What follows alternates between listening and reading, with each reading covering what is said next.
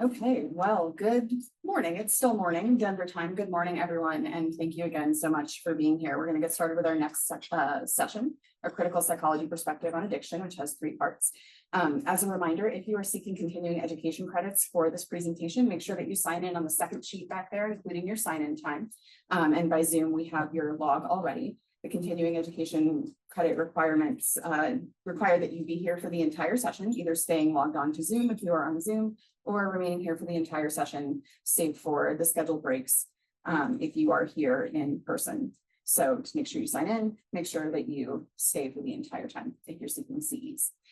For folks who are in person, when we take our brief break after Dr. Moreno's presentation, then we will also have an opportunity to grab lunch. And so that will be brought to us, and there will be a snack a little bit later as well. My sincere apologies that I have no way to deliver the sandwiches to the folks by Zoom, but thank you for being here with us without the sandwiches. So I will get us started with talking a little bit broadly about addiction and critical psychology. So when Dr. Moreno shares with us, he's going to be focused more on addiction and healing for Latine and Latinx communities. And I want to both take a step back and talk about addiction a little bit more broadly, as well as addiction in the context of my people, which is white people, right? Because thanks to the racist war on drugs, so often when we are talking about addiction, we make it a problem of people of color, right? And for sure, because of the underlying reasons why people struggle with addiction, communities of color are often hit very hard by addiction and a lot of things that co-occur with addiction, right? But when we focus only on communities of color when we're talking about addiction, we feed into these narratives that it's about personal choice, it's about sometimes evil, and that just feeds into the carceral approaches that we then wind up taking to addiction, which only cause more hurt, more trauma, make it even difficult to recover, harm people who have already been so harmed. And we also ignore a large segment of the population that needs help that gets ignored. And that's something that I know a little bit about. And so I look forward to talking to you today about what it would mean to take a critical psychology perspective to addiction, and why I care so much about this as well. So my main argument is that good addiction treatment grounded in critical psychology is critically conscious, it's trauma-informed, including intergenerational trauma. It problematizes the systems, structures, and society that foster the preconditions for addiction and profits from addiction, and understands those preconditions to include enemy, which I'll explain, and alienation and disconnection that result from structural violence. So a little bit about me. I'm an associate professor at UAlbany. I also happen to be an alum of UAlbany. I'm very privileged to be back. I'm currently president of the Society of Counseling Psychology for just a few more days. Even though I am primarily an academic, I do work in practice. I'm a licensed psychologist and board certified in counseling psychology, and I've developed a specialty working with folks who are struggling with addiction. And that is something that is both, as I'll mention in a moment, very personal to me, and also something that I just had the great fortune to be able to get a lot of that experience from my time working in a residential facility where, even though technically the criterion for admission is acute suicidality, very often that also co-occurred with people struggling with substance abuse and addiction. During graduate school, I worked at an addiction recovery center that had intensive outpatient programs, day hab programs, which is where you're sort of like there 9 to 3, and then you stay in a sort of like recovery house overnight. And then I had the fortune to be able to specialize or get some additional expertise and training in addiction during my pre-doctoral internship. And so since I've graduated and have been working in private practice or sometimes in settings such as juvenile justice, which I can only tolerate for a very short period of time for ethical and moral reasons, I have continued to make it really central to my work to help people who are either struggling with addiction or who love people who struggle with addiction, because that is its own difficulty and battle as well. So certainly professionally, it's been a major part of my work, but it's also personal for me. I am obviously a very white woman, and the communities that I come from think are pretty well characterized by what Jonathan Metzl talks about as dying of whiteness, or there's this great public health article that I love by Mallet and colleagues that talks about the effects of whiteness on the health of white people in the United States, right? That whiteness, white supremacy, these systems of oppression, they make my community sick too. And when we make everything about like, oh, it's a people of color problem, it has this like double whammy sort of impact of harm. And that is these carceral approaches, because we're making it about people of color. And we are also ignoring people who are struggling, who really need help, and need help in a non-carceral way as well. And while certainly I was born like right around Ronald Reagan time, so like, that's characterized my whole life. That's sort of like, whether we're talking about the war on drugs or even the 94 crime bill, my whole life it's been sort of like a background hum, right? These carceral approaches to addiction. But my own reality kept me from internalizing the racist narratives of the war on drugs, the idea that it was just a problem of communities of color and people of color, and that, carceral approaches are what we need. I didn't have the opportunity, I guess, to see that as like a distant out there problem that wasn't in my neighborhood. When we talk about racism as a public health crisis, which I deeply believe, and that's not just, Mel's wild hair idea, but the American Public Health Association, the American Psychological Association, the CDC, the American Medical Association, numerous jurisdictions throughout the United States have said racism is a public health problem. And again, that one side of that sort of harm coin is that racism is a public health crisis because we enact so much structural violence against communities and people of color that their health outcomes suffer substantially. Their opportunities are diminished substantially because of the ways that white supremacy and racism fester in this country. But again, when we look at things like the public health crisis that Mallet and colleagues talk about for white people and white communities, we look at work like Jonathan Metzl's Dying of Whiteness, we can see that public health crisis isn't completely sort of excluding white people, right? So, for me personally, I grew up in lower socioeconomic status white communities. And in our first community, which was in Catasauqua, Pennsylvania, it looked a little bit nicer, but I also had pagers going off underneath my window all the time at night. I learned very early that was because folks were dealing drugs. We were kind of near a corner. And so that was, again, just kind of like a background hum to my life. Sometimes when there were disputes, there was one point where someone's car was sort of lit on fire in the middle of the night, kind of right underneath my window. And this was just like normal. And I can't stress enough, these were white, lower socioeconomic status communities, right? So we left that community and moved into a very bougie school district. Incredibly grateful for that. Sure, it's a major reason why I get to be here with you today and talk about this stuff.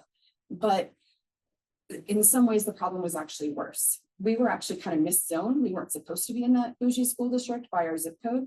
And so our experience was different than a lot of the rest of my school district. And so this excerpt that I have here is actually Richard Wilcox is my dad. And he is, the Morning Call, the Allentown's newspaper, is talking about testimony that he gave in this trial about the fact that we had this drug operation that was right across the street from us. It was my bedroom window faced that place. They ostensibly sold cars. And every once in a while they did, if they were forced to. They did sell me my first car. It did take them 8 months to fix it, but they did sell me my first car. But that was not their primary business. Their primary business was moving drugs.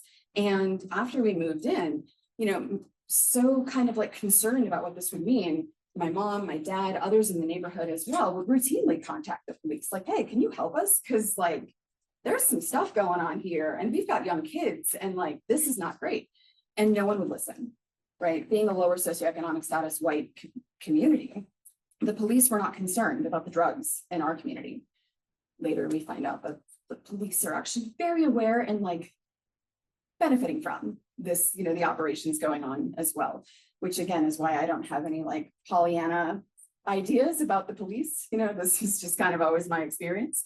But we could not get help. So my mom would stay up day in, day out, stay up at night and just log everything that she saw happening. And even though she passed away on Valentine's Day of 1996, my dad took her log to that trial to say, look, like she kept diligent records. Absolutely nothing happened as a result of this. They got away with it. And this was in 1996. And this news article is from 2013. where they were finally busted. The guy that my dad is kind of testifying against there is highlighted in red. Also, all white people, right? This is an international meth ring that was eventually busted in 2013. And, good that something happened eventually, but like how many years between 1996 and 2013? And how much destruction to our community? And it was such an open secret. It wasn't like, it was like super hard to investigate. Whenever I would go back to check on like, how's my car coming? They're like, yeah, we're working on it, but we have all these drugs. What can I get you? Heroin? Can I get you meth? Would you like here's some pills? Like, sorry that your car's taking so long, but like, what about this? And I'm like, I'm good. That's this, I'll just take the car. Thanks.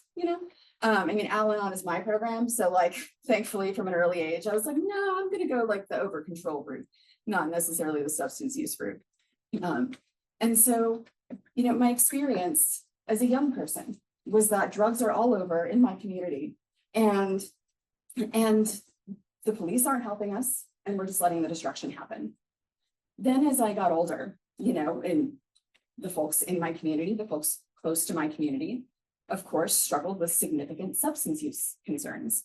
Some of you who've known me long enough might know that my last name used to be Lance, a name that you can see in this article and on that gravestone, which is in Prescott, Arizona. I'll be visiting it on Sunday. And the photo that you see here was my ex-husband's brother, with whom I was very close.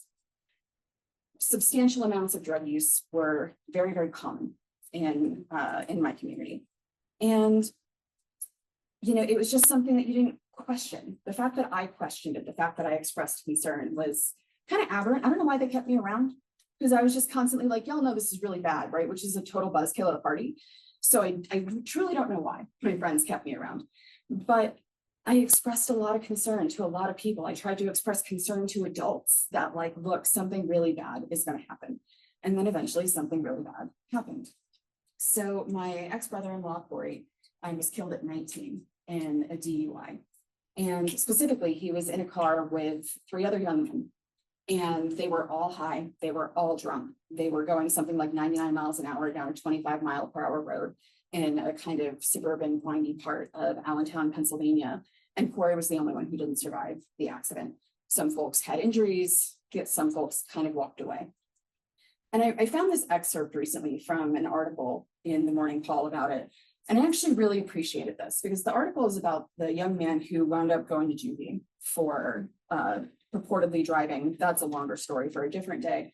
But they say here that so-and-so, and I blocked out the driver's name, so-and-so's life needs to be saved. And it can be if he abides by these conditions and gets drug and alcohol treatment at the particular placement facility, right?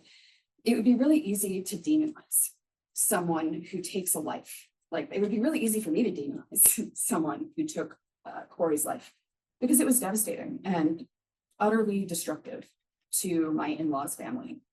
But this, to me, is really foundational to how I understand substance abuse and addiction, which is that it is pain. I'll be talking about this a little bit in my presidential address on Saturday as well. Dr. Gabor Mate, who writes a lot about trauma and addiction, says that we shouldn't be asking why the addiction, we should be asking why the pain. And I think about that a lot, right? So I don't see people who do the most heinous things, or whose behavior has the worst consequences when they are struggling with substance abuse or addiction. I don't see them as evil. I don't see them as simply making a choice and not really caring what happens or what other people think. I see them as deeply hurting and not able to see straight through the fog. And I'm deeply passionate about making more treatment accessible that asks, why the pain? And not just why the pain from like a family of origin perspective. I think as psychologists, we can be really good at that, right? But if I look broadly at like our society right now, right? Are y'all aware that the NIH had to define a new level of binge drinking, because so many people are like double binge drinking that we couldn't accurately classify or categorize the ways that people were drinking and the additional harm that is caused by that drinking.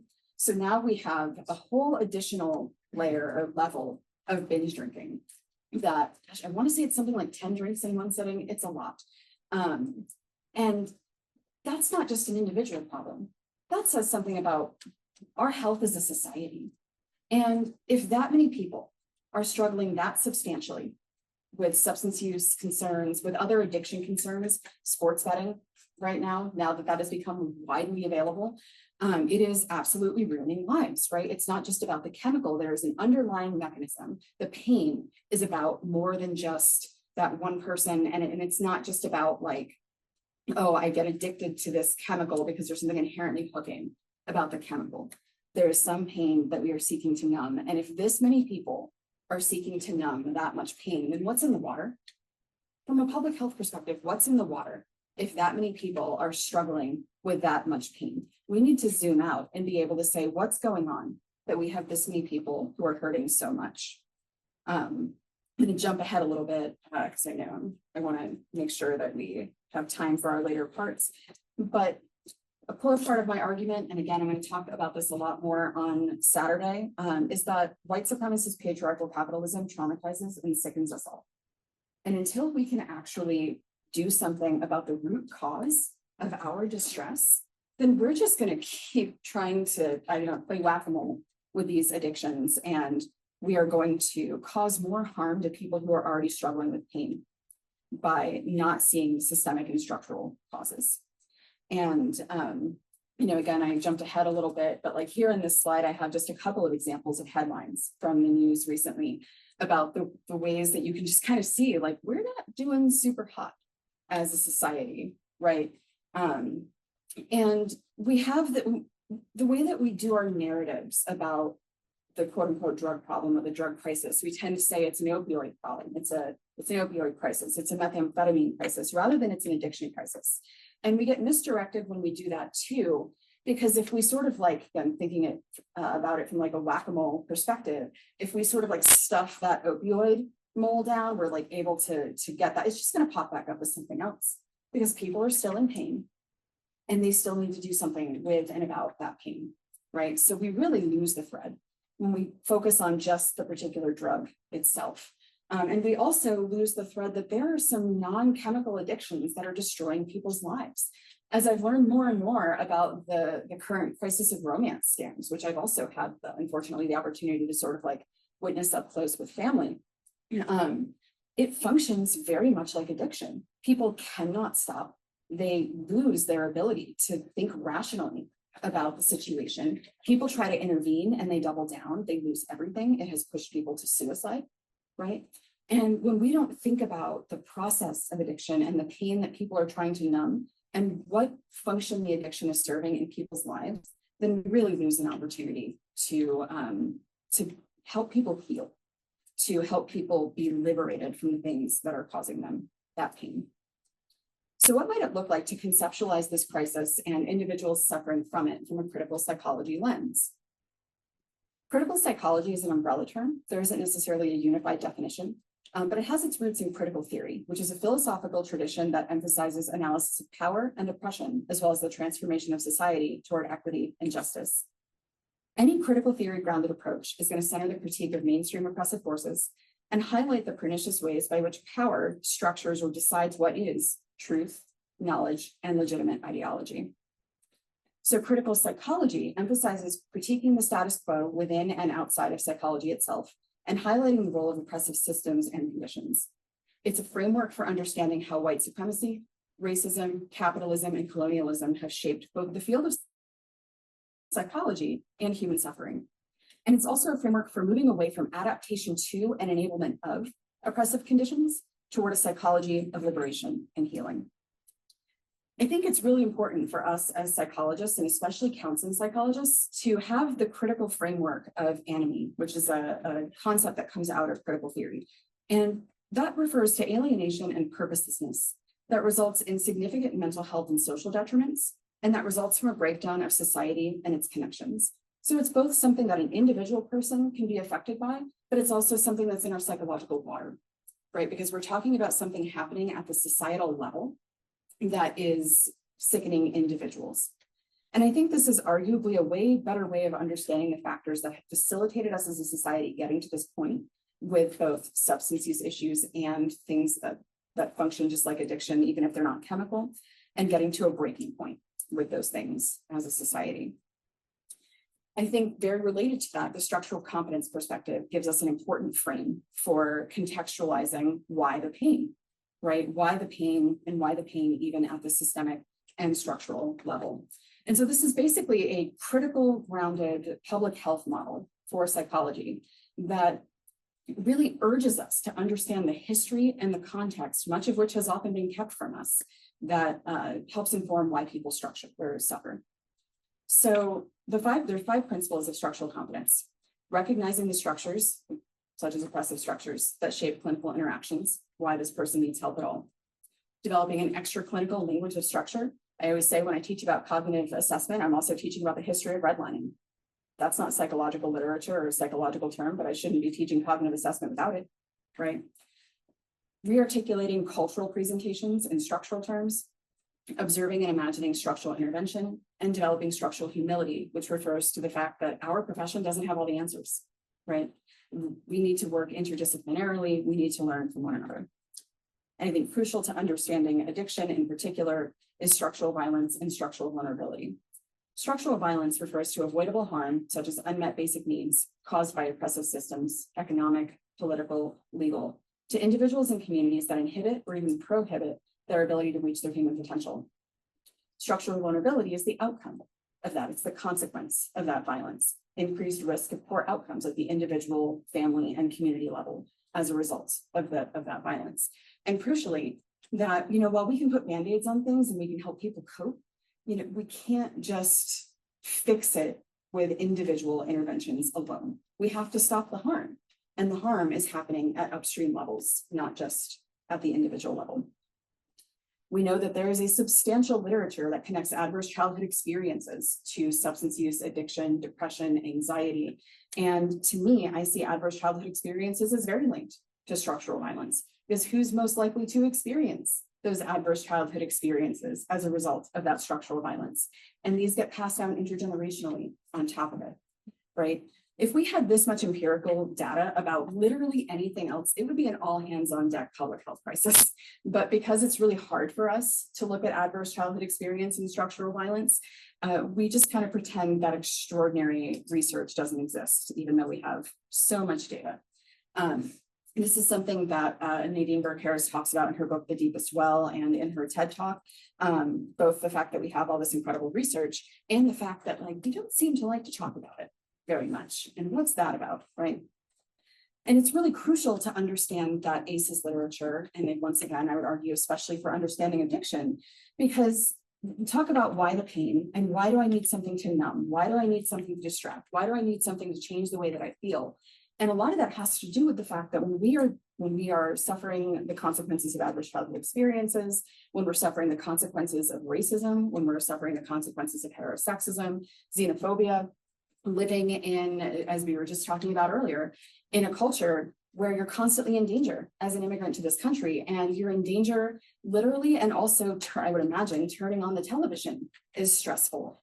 Also saying the word television dated me there, but I digress. Turning on the news, consuming the news in any way, because you're just inundated with the fact that that threat is out there. You can't even avoid it, right? And what does that do to the sympathetic nervous system? It wires our sympathetic nervous system to say threat, danger, danger, danger, threat. And so we wind up feeling anxious, jittery, difficulty focusing, difficulty being present. I could go on, and it keeps our adrenaline and our cortisol higher too, which has corrosive effects on the body. And this is why we know that adverse childhood experiences and other things that function like it don't just have strong relationships with poor psychological outcomes, they also have strong relationships with poor physical outcomes because of all that cortisol just constantly at a higher set point coursing through the body, right? And so think about what that means, right? Think about the most anxious day you've ever had in your life. Sorry, but think about that day for a second, right? And, you can feel like your skin vibrating because you're so activated, and, you try to maybe distract yourself, but your mind just keeps going back to whatever is stressing you out, right? And imagine someone telling you to basically pick yourself up by the bootstraps and get over it and just move on and pretend that you're not feeling that way. It's pretty hard to do, right? And yet very often we expect people who are struggling with addiction to do just that without a whole lot of supports, without a whole lot of trauma-informed understanding about what is going on in the body and what makes it so hard to resist that urge to numb, distract, avoid, change the way that we're feeling, right? And so, you know, to me, taking a critical psychology approach is also taking a trauma-informed approach. And I don't think there's such a thing as competent addiction treatment in the absence of those things. So as I said, from Dr. Gabormante's perspective, rather than asking why the addiction, we should be asking why the pain and why the disconnection, and how has structural violence resulted in that disconnection, in that alienation, in that enemy.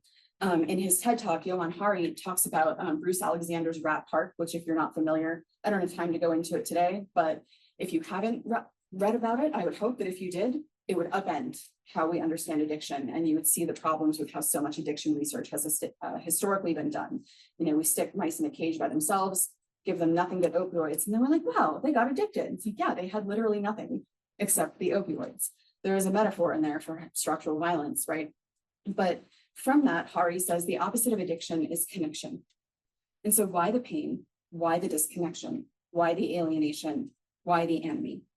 Not everyone who uses drugs will become addicted. In fact, opioids are used routinely in medical settings all the time when people have surgery, and they're sometimes on very high doses of opioids.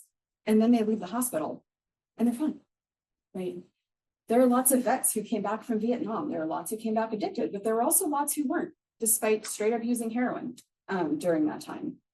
There's an underlying vulnerability that makes people more likely to find that distraction, that numbing, alluring. The particular drug or focus of addiction is incidental. This is one of the biggest failures of the DSM to me. And we really have to think more broadly and more process-wise about addiction and why the pain. Because if we just simply remove someone's quote unquote drug of choice without dealing with the underlying problems, then something else popping up in its place is all but guaranteed. It might not be heroin anymore, but it might be methamphetamine, it might be sex, it might be gambling, it might be something behavioral, right? And the last thing I want to say is that there's a lot of denigrating in 12-step programs in professional psychology. And my own history with it is complicated, right? Especially as someone who's more atheist. But as my own clients tell me, the both and is really important, 12 steps and therapy. It's not a panacea and it's not for everyone. But I think it's really interesting, again, thinking from a systemic and structural and like colonial capitalist perspective, it's interesting that we denigrate it so much when you consider that 12-step programs are free. You know, my hourly rate is not free, right? But 12-step programs are free. They offer prepackaged social support, structure, accountability, and meaning and purpose, and connection, and hope, right? They are hope-based. Look at all of us here today in this fellowship who are doing well, who are doing better, thanks to being together in fellowship. So just think it's interesting, you know, given our values, that that we tend to be so like, you know, not under any circumstances. So I really hope that as counseling psychologists, we tend to not do a lot with addiction. And I wish that we did more, because I think we are the right people to be bringing our liberation focused lens to addiction treatment. It's something that I'm deeply passionate about. I hope that you will consider joining me in that endeavor. And I point you to some additional resources to consider. And for time, I'm also happy to share the slides. But I'm really excited to welcome up here Dr. Oswaldo Moreno, who is joining us to talk about his research and working with Latine and Latinx communities. Buenos dias. My name is Oswaldo Moreno. I'm associate professor in the Department of Psychology, Virginia Commonwealth University in Richmond, Virginia. I'm also the outgoing director of clinical training in the counseling psychology program. I am a clinical psych trained scholar, housed in counseling psych for many reasons. If you want to take me out for drinks, I gladly share my experience.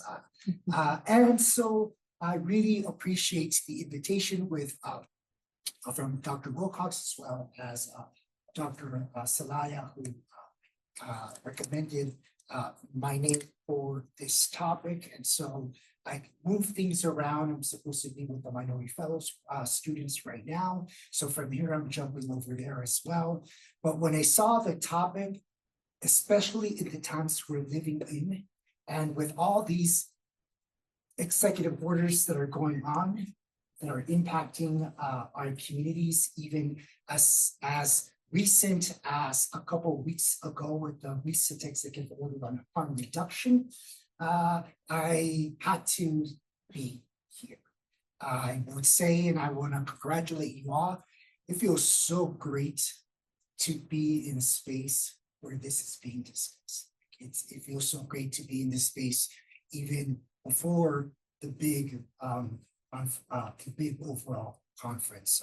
So I gave my professional identity, but I am also a first gen, not just faculty student, but also a first gen immigrant from Mexico. I was born in Mexico, specifically in Sinaloa, Mexico. If you know the location in Mexico, that is at the heart of the drug business, the cartel. Just to provide some context, the biggest cartel industry is essentially in the same town that I was in. So for us, migrating was more for my parents to have a different life, whereas my parents didn't really want us to either be in the business to survive, 6 feet under, or in a prison. And so for me, a lot of this work has been shaped first by my lived experience, not being able to have or labels or name or the psychological literature, and then over time understanding, mixing lived experience, because I also believe that that is an expertise, with the psychological expertise and integrating it together. I would also name that when we migrated at the age of 2, at that point, I was undocumented. However, at the specific time that my parents went through documentation, the process, we were documented. My parents became a citizen, which means that because I was before the age of 18, I became also a citizen. Had my parents not done that in that gap, I would have been DACA right now, perhaps thinking about going back to Mexico, especially when we're seeing federal narratives saying DACA recipients go back home. So I just want to echo those, hold that in regards to my experience, even just something that I didn't even do, something that I would have been in theory, DACA recipient had my parents not filed during that specific time. And so that shows that I'm speaking about my experience, but all these outcomes have been impacted by structures. I am here because of these systemic structures, whereas some of my best friends, some of my childhood friends that their parents didn't file during that time are right now thinking about going. Are valedictorian in high school, not being able to go to college because at that point was a lived reality of, wait, I can't apply to go to college despite being the top of my class, and so forth. So again, I named that to be able to provide an overall picture of even how we're in these spaces because of systemic structures. So today, I really want to look at what is critical psychology. How do I think about it? How do I conceptualize it? How do I apply it into the work that I do? Then utilize migrant substance use as a case example, looking at some myths, but also provide some of the evidence, as well as these structural drivers of use, and then perhaps some policy and practice recommendations.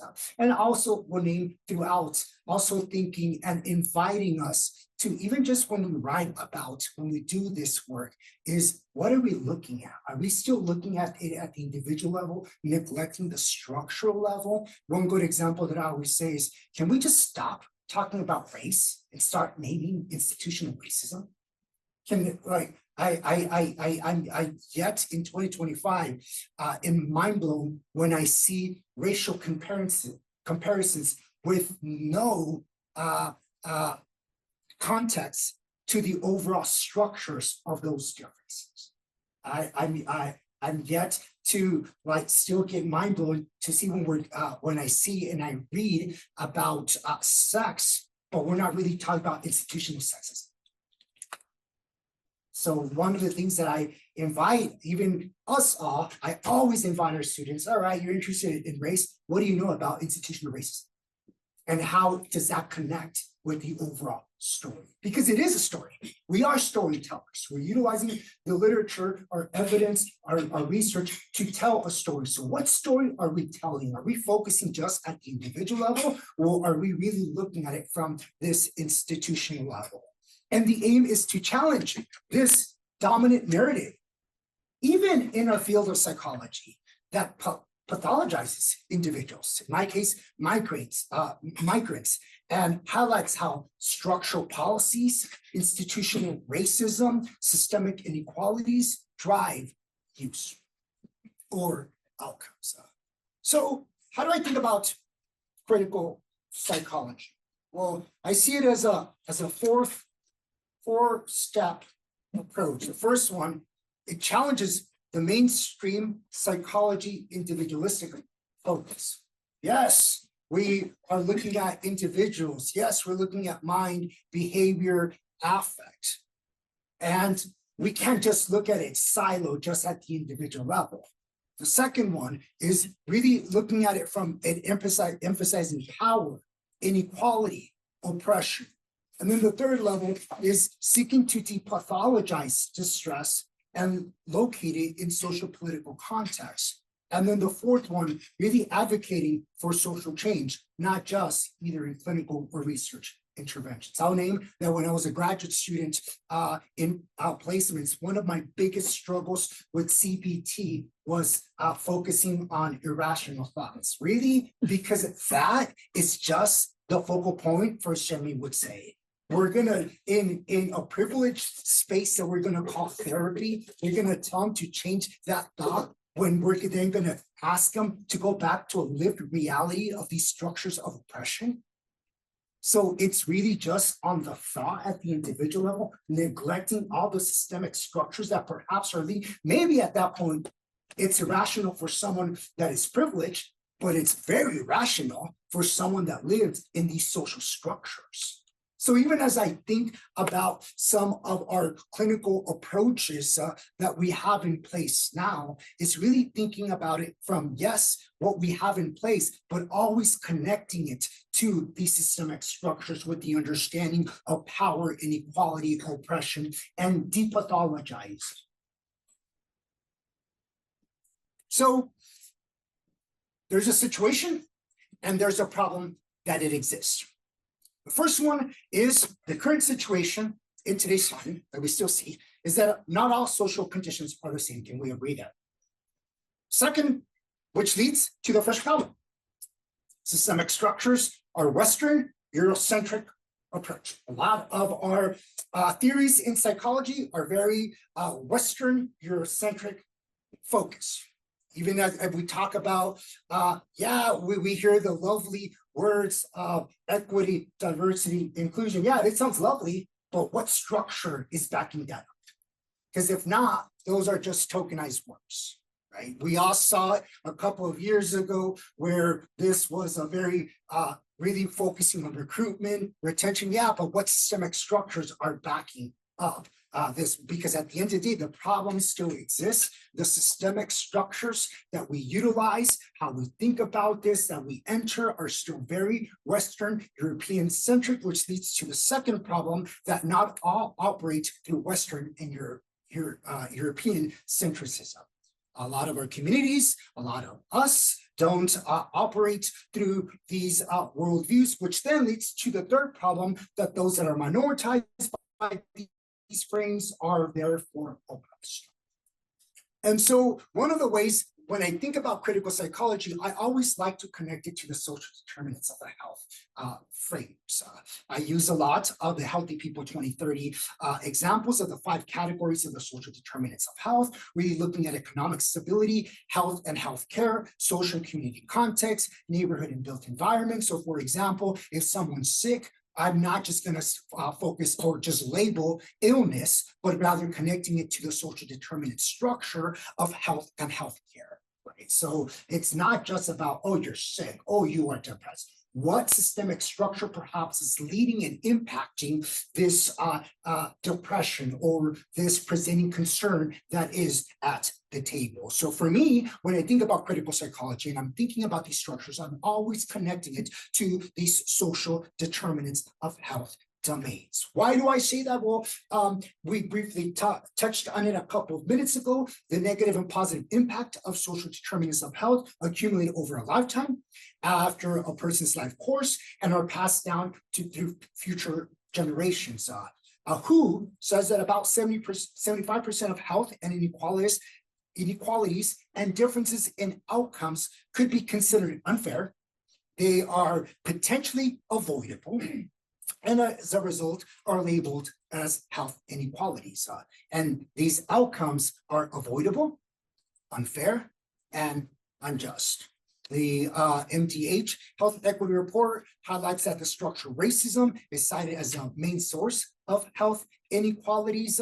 And the structural racism is when decisions are made on a system-wide level that benefit the dominant race and create chronic adverse outcomes for minoritized races and communities. So when I connect it to social determinants of health and addiction, I always like to connect it to adverse childhood experiences, which you touched briefly. ACEs are potential traumatic events that occur during childhood, and ACEs include experiences of witnessing violence, abuse, neglect, family members attempt or die by suicide, and so forth. And when we connect it to migrants, migrants are currently experiencing multiple ACEs than the dominant group.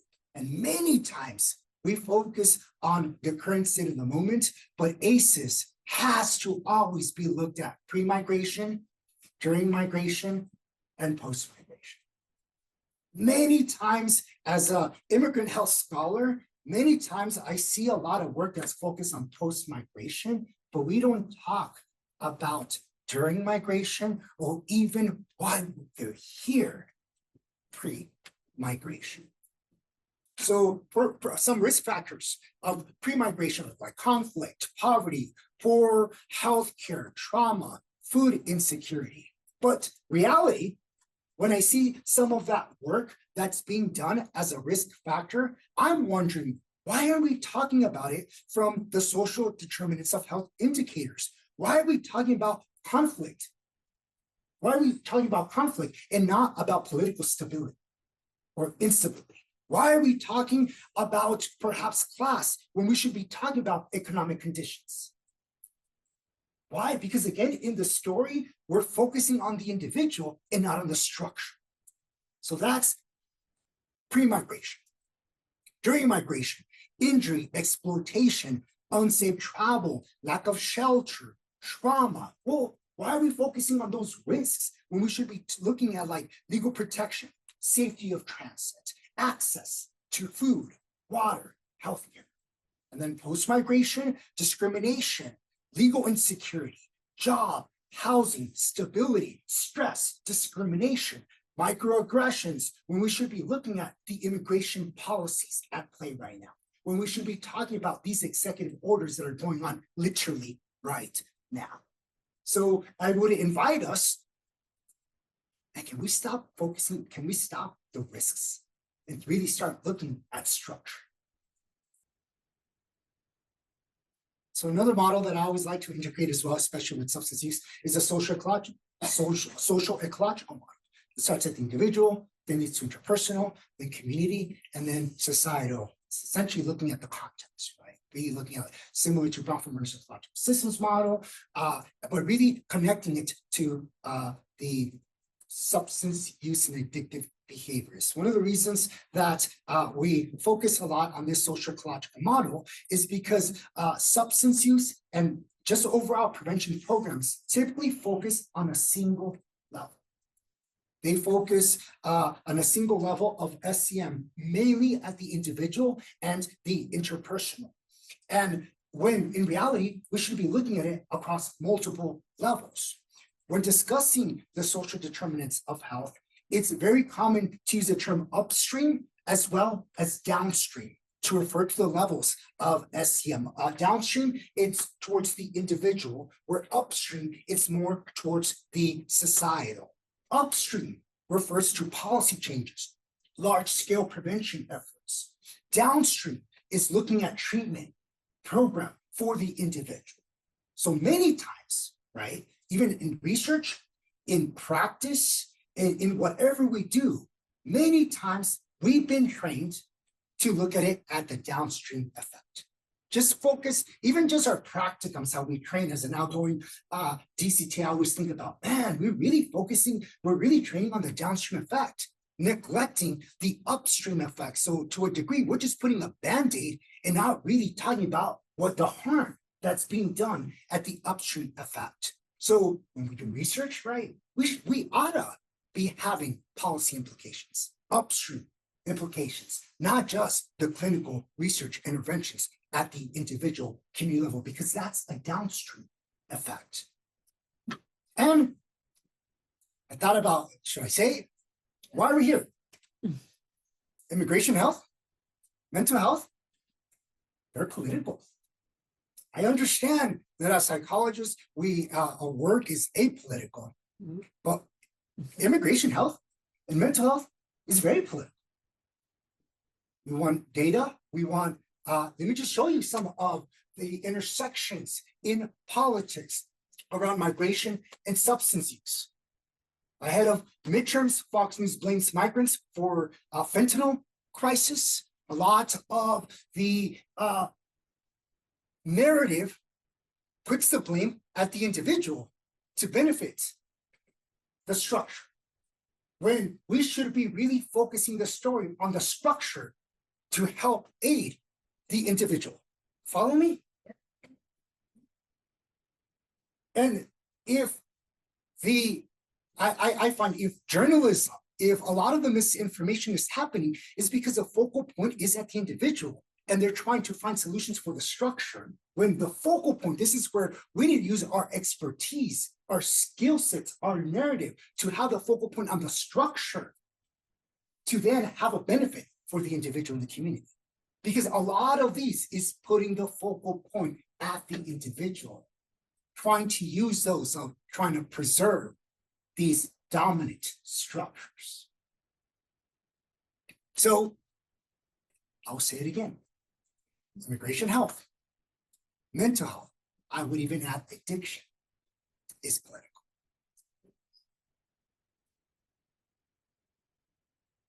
So the narrative is, and I'm going to speed this up because I'm running out of time. Okay. The narrative is, when we focus at the individual, we put the blame at the individual. Migrants are more likely to misuse substances, more likely to be the cause of U.S. drug epidemic. I mean, a decade ago, there was an infamous quote that was said on June 16, 2015, when Mexico sent its people, they're not sending their best. They're bringing drugs, they're bringing crime, they're rapists, and some, I assume, are good people. So the narrative continues to focus at the individual, which creates myths that need to be countered with evidence, focusing on the structure that would help and aid at the individual community. Because the evidence data shows that most migrants groups show lower or similar rates unless under extreme structural stress. So if there is adverse outcomes, it's not like a community member is going to be like, I'm going to wake up today and I choose to be stressed. They're getting up with unwanted stress because of the structural conditions. So again, we need to focus on the structure to aid the individual. Why? Factors influencing outcomes like migration status, which is a structural condition, pre-post-migration trauma structure, access to services, experiences of institutional level, policy level racism and isolation, which are all structural. So structural violence, institutional racism and xenophobia, economic exploitation, social exclusion should be essentially the labels that we should be utilizing. It's not just on these attitudes. No, it's immigration related racism. It's these policies and sentiments that are going around that it's full blown structurally. Just gotta call it for what it is. It's not just of like, oh, being violent, rapists, drug addicts. No, it's the structural violence that are continuing to occur. It's not just about personal risk or resilience, it's about structural conditions. The state of the problem, the current migrating experience. I literally did a quick search and it didn't take me more than 2 minutes to find all these. It was to the point of like, which one should I use? Because there's just so many that are highlighting the migrated experience and commercial. I invite you to, we'll continue a lot of this conversation on Friday at 1 o'clock on ICE and psychology at the feature stage that some of my colleagues and I will be talking about, as well with pediatric psych on Thursday 1. We'll be talking about a lot of how to help with immigrant health around these executive issues. So stressors again, right? We're looking at a culture of stress. It's not just that someone is stressed, but really looking at the broader systemic factor. Cultural dissonance, language barriers, role conflict that the structure is creating and it's impacting individuals.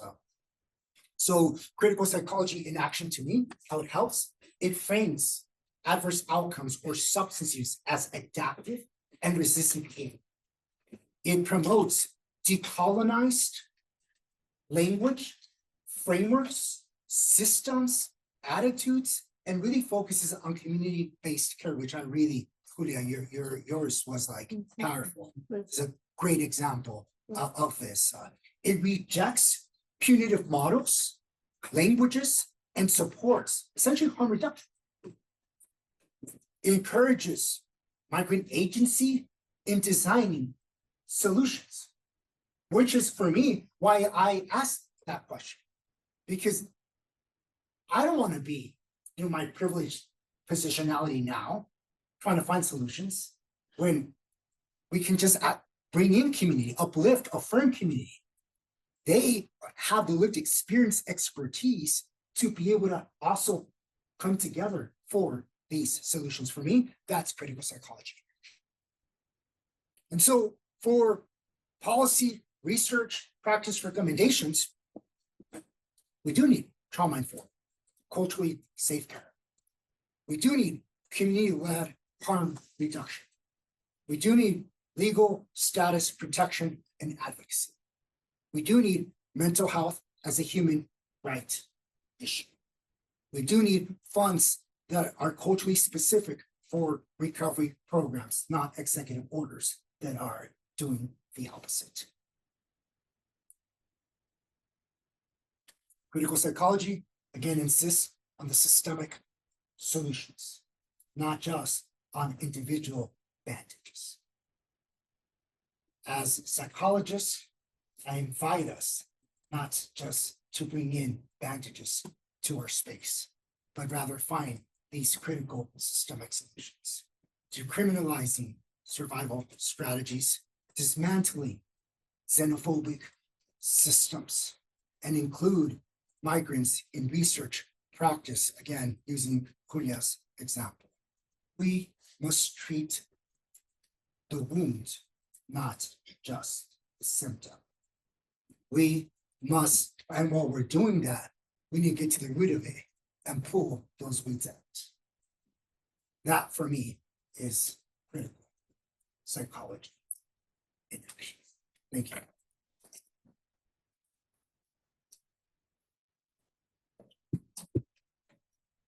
Thank you so much. Thank you so much to Dr. for that incredible presentation. So we have a little bit of time for Q&A here. We've got about 10 minutes, maybe a little bit more. And so whether folks on Zoom or folks here in the audience, what questions might you have for Dr. Moreno? Yes. Maybe keeping in line with the critical aspect. Where or how best would you say psychology research can address like the larger systemic and structural levels, namely like how the US government through modern day imperialism in Latin America contributes to drug demand? They knowingly provide avenues for transportation and production that contributes to the health risk factors that you mentioned and the like how can psychology work to highlight or address like the US government's implicit part in So really quickly for the folks on Zoom, the wonderful question was about, what psychology and psychological research can do, especially in the context of the US's pretty intentional role in the drug trade.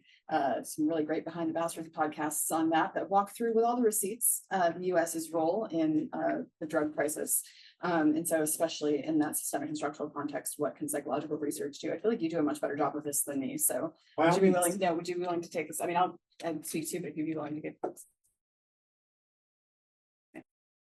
I can start and just say that we need to be able to dismantle from the pre-migration, during migration, post-migration, what are the structures at play that are impacting and creating these outcomes. That's the first place, as opposed to just honing in on immigrant health as a whole. Immigrant health as a whole is essentially saying one size fits all. That's not true at all. Immigration is so complex.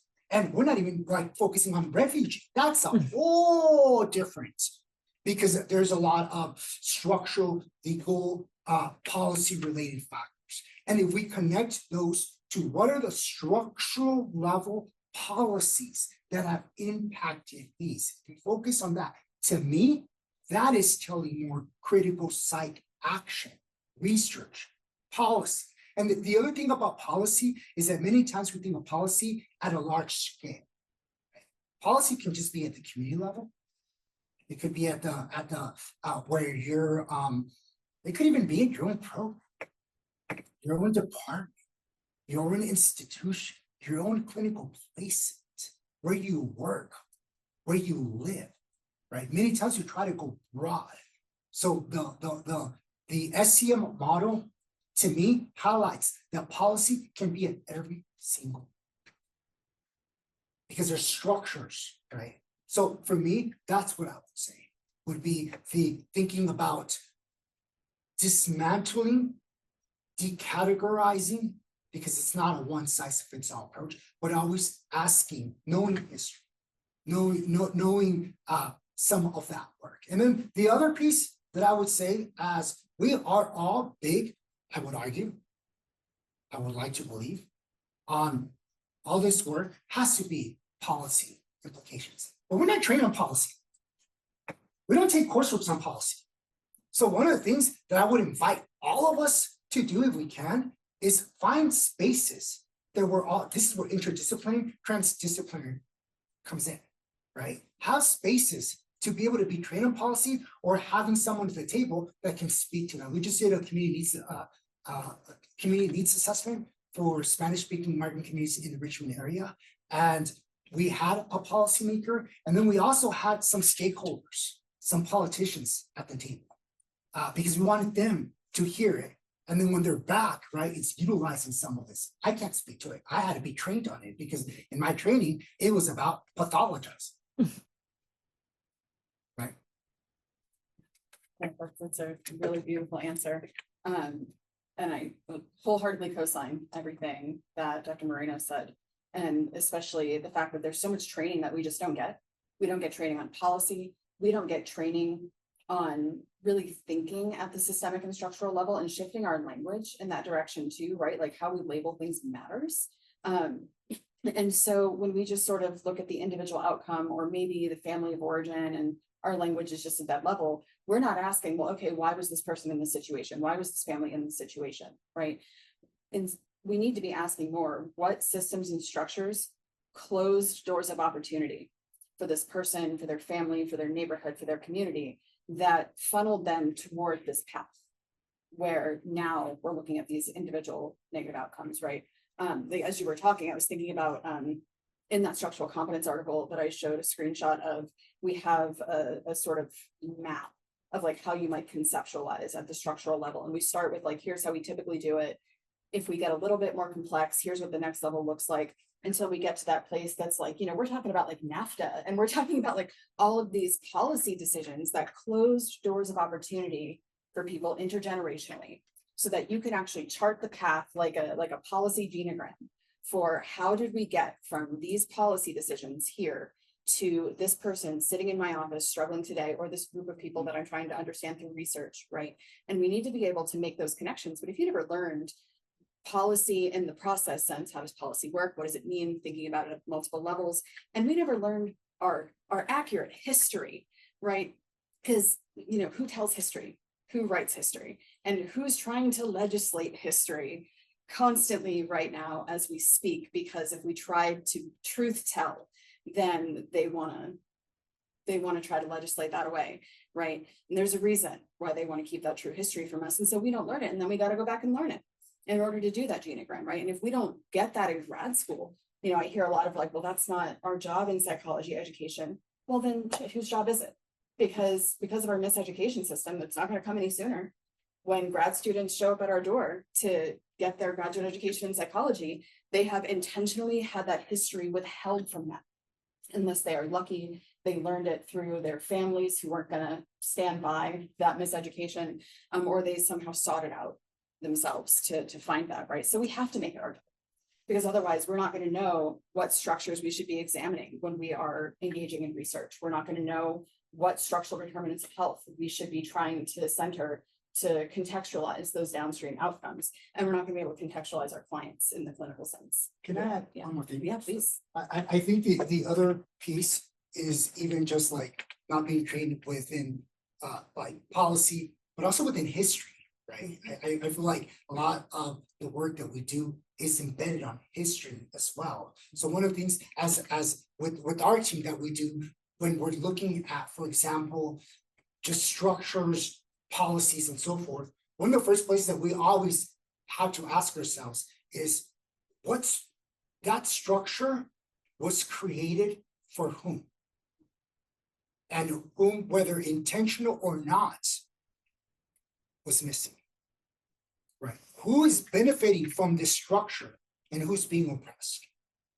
Okay, and it's not just, I think, okay, let's go to history.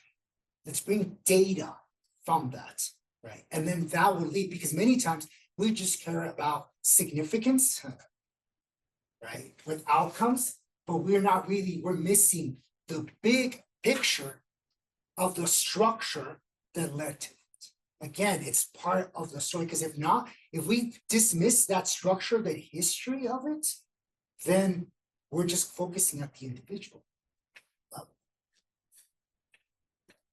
And for folks who are interested in doing more of that research, again, to the point of thinking interdisciplinarily and having structural humility, NIH, all of us, is such an awesome resource.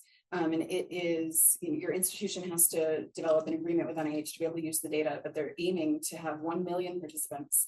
And that when I last checked, they had 500,000 or 600,000, and they collect data on neighborhood, on ACEs, on more structural ACEs.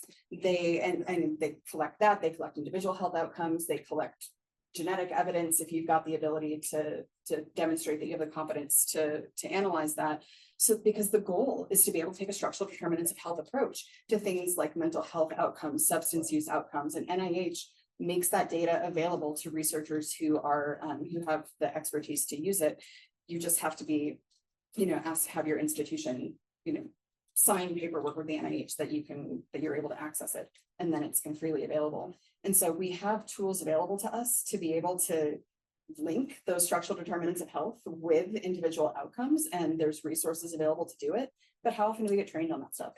in psychology. Usually it's like, no, a real psychological study is you just like send a survey out to 100 participants, and if you don't do it that way, or you just interview 12 people really deeply. And it's like, those are great forms of research, but they're not the only forms of research. And we have other tools at our disposal that might not have originated in psychology, but where we can be collaborative and interdisciplinary and pull those things into psychology, because it is also about psychological outcomes from those structural determinants of health. NHLS is a cool resource to check out. Well, I would just add a name that the history of psychology was not intended for critical psychology. So it's also like thinking of like, when I hear those narratives, yeah, and that's why we're here doing this work, to be able to bring in a different perspective as well, because that we can't do true equity, true justice through the structures that are at play right now. We can't do true advocacy work with the structures that continue to remain in place that were not intended for justice, advocacy, equity in the first place. So we started about 5 minutes late, so we've got about 5 more minutes. If there's any other questions that anyone needs, sorry, Angela and then Julia. Yeah, we have a quick question. Oh. in the chat. Go ahead. Are there research on indigenous interventions to tackle addiction and immigrants? Was the question, is there research on, and did I hear indigenous? Yes. Whether there is any from a critical perspective, I don't know. I imagine that there might be. I wish I could answer that question. I'm not sure if you're familiar. Yeah. But I will at least do some like searching. I could either see what I can find, and I'll try to keep track of who asked that question in the chat. Actually, Sarah. There's a method, it's called the sweetgrass method. It's published by Mark Stanley Eagle Bays, and his original training was in the addictions community. He's indigenous himself. And then he's also elaborated that work. He's presenting here at APA many times. He's about to be the president of the Society of Indian Psychologists. So look up the sweetgrass method by Dr. Bays. And I'll name really quick that Dr. May's lovely human, amazing work, always looking for collaborations as well. I'll name that, I had to think about it, but some of the, part of like liberation, especially within immigration and critical, is really tying it back to history, right? And just kind of connecting it back to the roots, which is the indigeneity piece. So whoever's asking that question, feel free to send me an email, and I'd be glad to add some of citations in regards to the work that's being done. We're currently writing a paper right now with American psychologists on specifically this in regards to taking it back to Latin American indigeneity in regard to healing around this work. Yeah. Thank you. And for folks on Zoom who might not have been able to hear Sarah Cronin, she said that the sweetgrass method by, how do you spell the last name? B-A-E-Z, Dr. Bays. Dr. Bays, B-A-Z-E, the sweetgrass method by Dr. Bays, who's the incoming president of the Society of Indian Psychologists, might be what you're looking for. And he's also presenting a bunch of EPA. Sounds like awesome. Thank you, Sarah. You might want to look at Dr. Autumn Asher Blackdeer. Yes. Okay. She is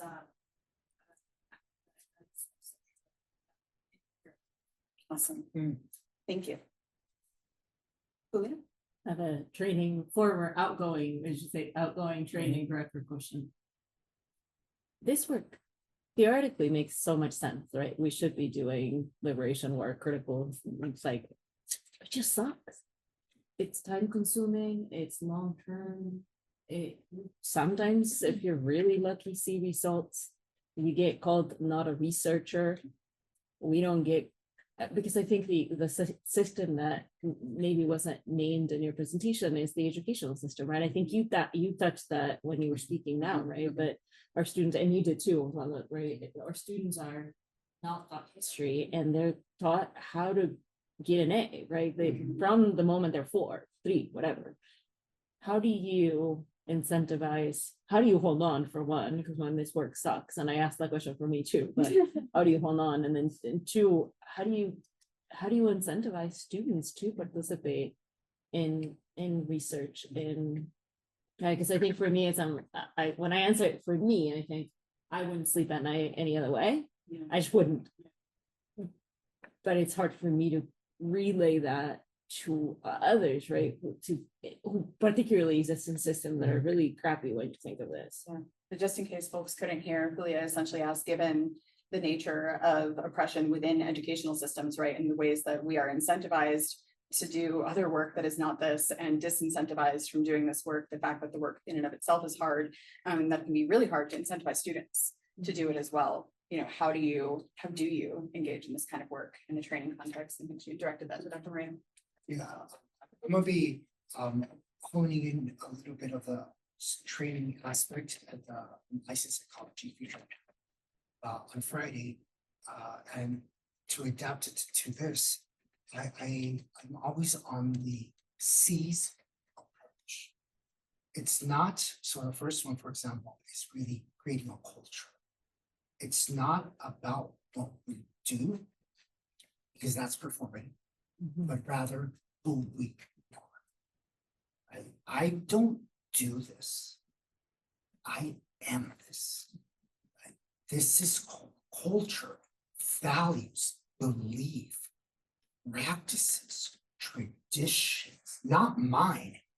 I'm affirming, uplifting generations of it. And so if we create, as outgoing DCT, I argue that if we create in our programs a culture, I believe this is a culture, right? And then that's one C. The other one is community, right? Because then at that point, if I'm hearing that, I mean, I work with you, we may value something different, and that's cool, right? But I need my people. I need to surround myself with my allies. Who are my people? Right? That's community, right? The other one of the C that I would say is collaborate, because you can't do it yourself. That's the individualistic approach in psych, right? No, like engage in team science, like iron sharpens iron here. Let's build each other. Let's affirm each other. This is not competition. This is collaboration. Like it's not, if I get this piece of the pie, you're not going to get no pie. How about we all eat some pie? I mean, that's justice, right? So that's the aspect of collaboration. And the other C that I would say is consistency. Because if you perform, you will burn out. But if you show up being you and you're consistent, whether you, excuse my language, piss people off, right? If I'm sorry that my existence weaponizes people, but this is who I am, right? And you may see it as a different approach, right? But there's value to this. So for me, it is those 4 C's. Culture, we embed it in our programs. A culture. What is the culture of your program? I would ask you to reflect on that. What is the culture of your department, right? What is, and then are you collaborating, or are you just in silo, right? Because that could be very burnt out, right? Community. Who's your community? Who's your people that just get you without having to over-explain yourself or leaving like so frustrated? Well, and then can you be consistent just for being you? That's what I'm saying. Thank you so much. And clearly we need some systemic and structural solutions within those systems as well, whether it's the APA Commission on Accreditation or the US educational system and our individual institutions. Right. Well, thank you all so much. And thank you to Dr. Moreno for an incredible presentation. We're going to take a brief break for lunch. And then, so, you know, for folks at home, feel free to take a brief break. And then we will continue this same CE session with Lisa Raville, who will hopefully be here shortly to talk about harm reduction and the use of Narcan. So, and thank you so much. And we'll see you after the break. To get started with our last presentation of the day. Last and indeed not least, we have Lisa Raville, who's the Executive Director of the Harm Reduction Action Center. And she's going to be closing us out today talking about harm reduction. And that includes the use of Narcan, but it is also more holistic than that. I've had the privilege to talk to Lisa a little bit by email about, her perspective on this work and the perspective of Denver's Harm Reduction Action Center. And I feel like we got really lucky with finding them and finding the work that they're doing and that she's doing. So I'm really pleased to welcome Lisa here today and to talk about harm reduction. Please come on in. Wonderful. Please go see. Yeah, it should be. My echo for, sorry, I did this. All All right. right. Thank you so much for having me today. I'm with the Harm Reduction Action Center, Colorado's largest public health agency that works specifically with people who inject drugs and people who smoke drugs such as crack, meth, and fentanyl. We're going to talk about harm reduction. We're going to talk about the worst overdose crisis we've ever been in with the most unregulated drug supply we've ever seen. I've got data for the nerds. We're going to talk about fentanyl and fentanyl misinformation. We're going to talk about where we're at and where we're trying to go. I do speak quickly. It's kind of my thing. Feel free to ask questions along the way. This is how we all learn. And are they going to be across the top the whole time? Are they going to be across the top the whole time? Okay. No pressure. I was like, it's just me, I'm like, there I am. So the Harm Reduction Action Center has been an agency right here in Denver for the last 23 years. Thank you. We've had the ability to legally exchange syringes for the last 13, and we've been giving out pipes for about the last 5. We are located about 7 blocks south of the Capitol, which is about 1.5 miles south of here. Harm reduction reduces the harms associated with X. Today, we're talking in relation to drug use. However, we use lots of forms every day in every way. Sand in a playground, helmets when riding a bicycle, designated drivers reduces the harms associated with drunkenness, right? The war on drug users has been incredibly racist and classist since forever, but especially June of 1971. And all the United States has really prioritized has been stigma, shame, incarceration, just say no, and dare. And all that's done is bring us here to the worst overdose crisis we've ever been in with the most unregulated drug supply we've ever seen. We're engaging folks today for a healthier and safer them. There's something positive that folks can do today. I don't talk about addiction because I don't talk about addiction. It's chaotic and non-chaotic relationships to drugs, problematic and non-problematic, just like alcohol. If every single time we went to happy hour, the waitress asked us if we wanted to get into treatment, you'd be like, what did she just say to us? That doesn't make any sense, right? Not all drug use is chaotic. The problem is we have a very unregulated drug supply outside of alcohol. Harm reduction is no place for ego. It's a place to forget what you think you know and set aside your opinion so that when you meet people where they're at, you can take the time to ask them where they want to go. How can I support you for a healthier and safer you? What it isn't is, you know what you should do, right? Nobody knows you better than you know you. How can I support you for a healthier and safer you today? Again, the war on drug users has been racist and classist. About 1973, 4-ish, the DEA was established. Last year, the DEA had a $3.2 billion budget and 9,000 employees. They know they can't arrest the way out of drug use. Crack was first developed and introduced in the 80s. Reagan signed the Anti-Drug Abuse Act of 1986, making mandatory minimum penalties for drug offenses. Then, of course, we had the 1995 crime bill, which contributed to mass incarceration. Now, there has been a reduction in the crack powder sentencing disparity. It used to be 100 to 1. Now it's 18 to 1. A couple of administrations ago, they did declare this a national emergency. They called it the opioid epidemic. We don't call it that. We call it an overdose crisis. And quite frankly, this is a prohibition crisis. There's a common misconception that people who inject don't care about their health. They do. For a little while longer in Colorado, we have black tar heroin, which is difficult to snort and expensive to smoke. So you almost have to exclusively inject it. The average heroin injector injects 3 to 5 times a day. The average meth injector once or twice a day. The average cocaine injector 12 to 15 times a day. The average fentanyl injector 10 to 12 times a day. I want to make sure that folks have new sterile equipment every single time to prevent and eliminate the transmission of HIV and hepatitis C. Anytime you break your skin, you're at risk of infection. One swipe of an alcohol pad will keep folks out of the emergency department for costly skin tissue infections. Colorado Hospital Association says they pay out about $6,000 a day for IV antibiotics for a soft skin tissue infection with an average stay of 5 days that can be completely prevented with an alcohol pad that costs less than a penny.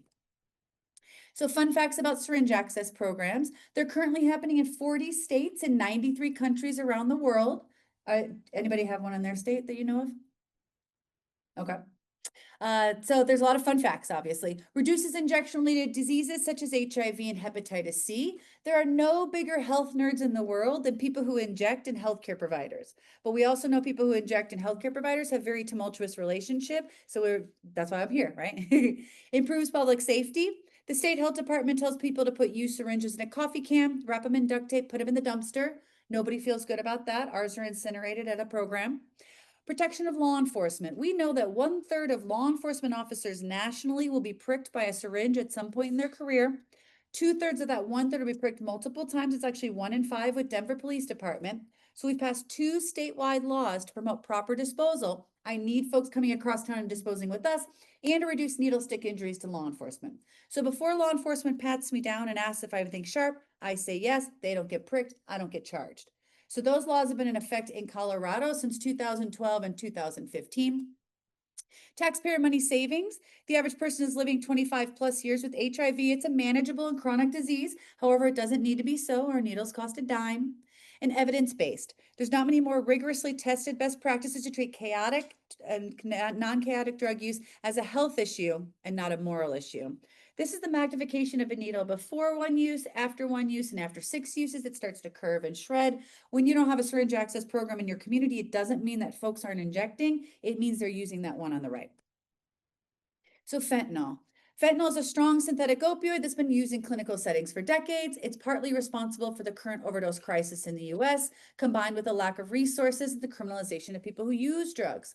Heroin is leaving us due to climate change and lack of poppy cultivation. It's much easier to make a synthetic opioid in a lab than it is to deal with farmland and water access. Much like in 1920s alcohol prohibition, they weren't really brewing cases of beer, they're making cheap hard liquor in the bathtub. The only difference is when people started going blind and dying, they said maybe we should regulate it. So for us in Colorado, fentanyl's fourfold, and this is kind of what it looks like across the country as well. First, it's sometimes being found in cocaine and meth. That's extremely rare. That's accidental cross-contamination on the scales. Fentanyl powders here, primarily for us, is being pressed into pills called the blues. There's a little fentanyl, a lot of fentanyl, or no fentanyl in those pills. My folks are smoking between 5 and 20 per day. Now, there are some benefits to smoking, right? Smoking is risk reduction over injecting. Anytime you break your skin, you're at risk of infection. Stigma reduction, right? Smokers think they're better than injectors. People who drink think they're better than everybody. And then you get that fourth tier of people who want oxys or Xanax, but legislators have legislated us out of a safe supply of pills. So it's not like people are like, no, thank you, good sir, I shan't be having pills. They go to the streets and get the same unpredictable drug supply as everybody else. I can assure you no one asked for fentanyl. Everybody misses heroin. Heroin, I was a maintenance heroin user, I'd be in withdrawal, which is physically painful, the flu times 1,000 for 4 to 6 hours. Fentanyl's a shorter acting opioid. They give it to you when you give birth, right? Or get a colonoscopy. You're in withdrawal after an hour and a half, maybe 2 hours, which is why people wake up in the middle of the night in withdrawal and why you see that first thing in the morning. So nobody asked for this, right? Also, if you've ever smelled fentanyl being smoked, it does not smell like lilacs and lavender. It smells like an electrical fire. So it's very difficult to smoke that inside. So there's a lot of misinformation out there about fentanyl. I always say if the drug war had a communications director, she's doing a great job of getting that misinformation out there. I have to follow her all over town to get good information. So fentanyl and fentanyl analogs are not naloxone resistant. They are opioids and will respond to naloxone in the event of an overdose. You cannot overdose by touching fentanyl. That only seems to happen to cops, right? Those have all been debunked as panic and anxiety attacks, but the chiefs don't want to come back out into the media and embarrass the officer. So much so the American College of Medical Toxicology and the American Academy of Clinical Toxicology has released a joint statement about that. It's not being found in cannabis. You can't really vape fentanyl. Fentanyl can only go into a vape at about 477 degrees. Most vapes only go 225 to 250. Folks have asked us they should be afraid of overdosing by inhaling secondhand smoke of a person who's smoking fentanyl. Smoking is an effective route of administration for many drugs because the fat dissolvable molecules can pass into the lung cells, then into the blood very easily. This means the exhaled smoke contains very little of the actual drug itself. So it's really important we get that factual and good information out there because when people, and especially the media, gets misinformation out there about fentanyl, it delays care and stigmatizes people who use drugs. So what we're also seeing in our supply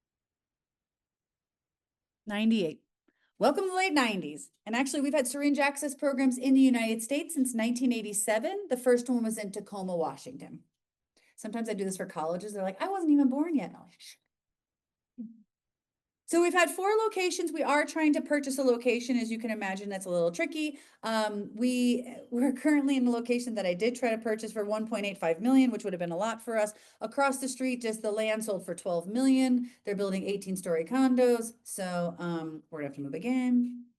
So this is the inside of what a syringe and pipe access program looks like. There's no good media representation of a syringe and pipe access program. People assume we're a dark and dingy home with toddlers running around or something like that. There's a lot of life that happens in there. We are open Christmas Eve, Christmas Day, New Year's Eve, and New Year's Day. So again, that's lots going on. This is our overdose memorial wall. This is our why. It doesn't have to be like this. People do not have to die of very preventable overdoses. So in all 40 states and 93 countries around the world, programs look a little different. This is just a quick snapshot of ours. Syringe and pipe access. We try to have access to on-site service providers. Just because people work with those that are unhoused or people who have mental health issues doesn't mean they're a harm reductionist, right? So when we bring in service providers on site with us, that's co-signing that they're going to be nice to you. So we have people that help with IDs, birth certificates, social security cards, help in and out of substance use treatment, right? The methadone clinic will come to us so people can do an intake there. So the next time they go to the clinic, they're ready to start, right? So we're a comfortable place that they feel like they can access services. We have access to naloxone and Narcan. People who use drugs are the true first responders in this prohibition crisis. They need access first and foremost. Anybody in the United States can carry naloxone. We limited civil and criminal liability state by state over the years. And then it's actually intranasals over the counter. I also brought intranasal for you today to leave with. We have a people who use drugs advisory committee. These are my true bosses. We talk about what's going on in the community, what's going on in the agency, and how we can push forward together. This is where all rules, regulations, policies, or procedures have come from. Over 50% of my staff are current and former people who inject drugs or people who use drugs. And then 8 of the 11 staff are current or formerly homeless. It's important we reflect the community in which we serve. Access to mail and phone, which is very difficult to have access to sometimes. We've passed 8 pieces of statewide legislation and made 4 Denver city policy changes. We do street outreach in high drug traffic areas and encampments 3 afternoons a week. We have 2 health education classes, HIV Hep C 101 and about wound care. People thirst for that factual health information.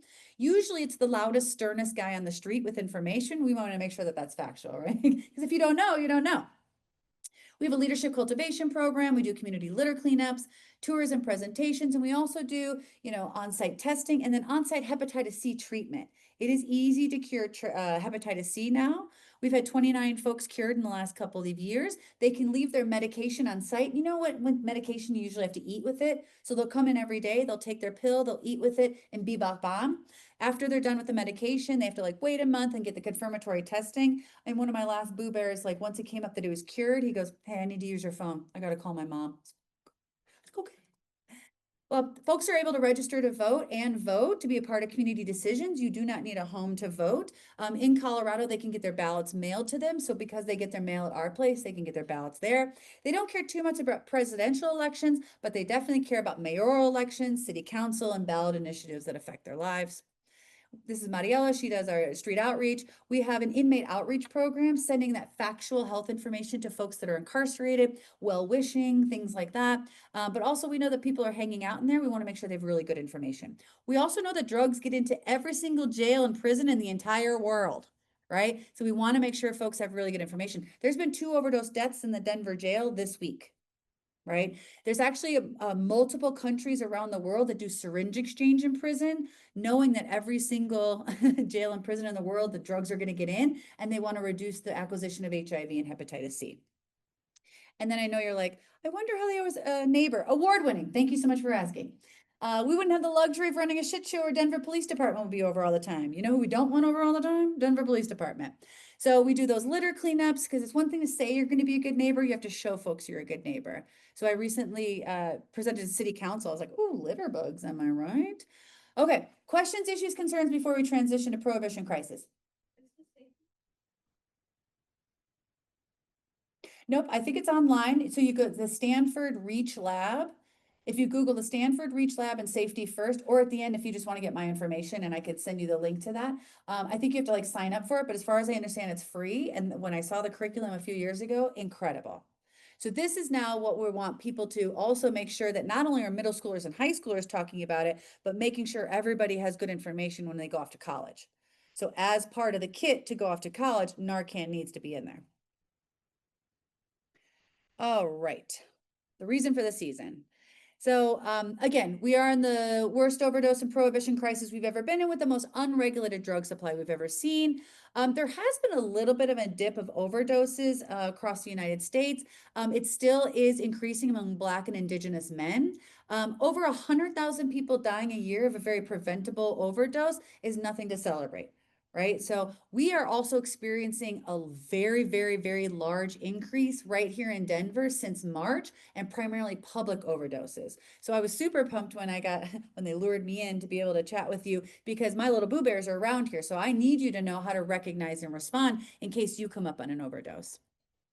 Grief is all I have left of you. So yes, I do hold on to it. We are grieving on the front lines. There is also a lot of grief in families, right? The mothers movement nationally that have lost their adult children to overdose will tell you nobody brings a casserole when your kid dies of an overdose. So there's so much stigma attached to it. For us, we've been kind of dipping back and forth. The problem is for us to know about real-time overdoses here in Denver, the only real-time information I get is from the Denver Police Department's Twitter, because they'll say outdoor death investigation. In 12 to 18 weeks, I can get the toxicology from the Office of Medical Examiner. But in 12 to 18 weeks, I don't really care about the supply 12 to 18 weeks ago, right? We need that on-site drug checking today so folks know exactly what's in their drugs. So this is Vernon Lewis. He was our overdose prevention coordinator. He trained then Governor Hickenlooper, who is now our senator, on how to recognize and respond to an overdose, because we were neighbors with him over at the Capitol. These are 22 of my participants that died of very public overdose deaths in the last few years, outside, in alleys, in parks, and in business bathrooms. When folks are unhoused, they use outside, in alleys, in parks, and in business bathrooms. If they inject, they're going to inject in business bathrooms first for 3 reasons. 1 is you can close the door. The cops won't come up on you like they can in an alley. 2 is so the larger community and kids won't see them. And 3 is so they can have access to sterile water. All drugs need to be made as blood-like as possible to inject. So when folks don't have access to sterile water, it doesn't mean they don't inject. It means use toilet tank water, river water, or saliva. Now, it used to be cops coming up on people overdosing, and everybody was fine with that.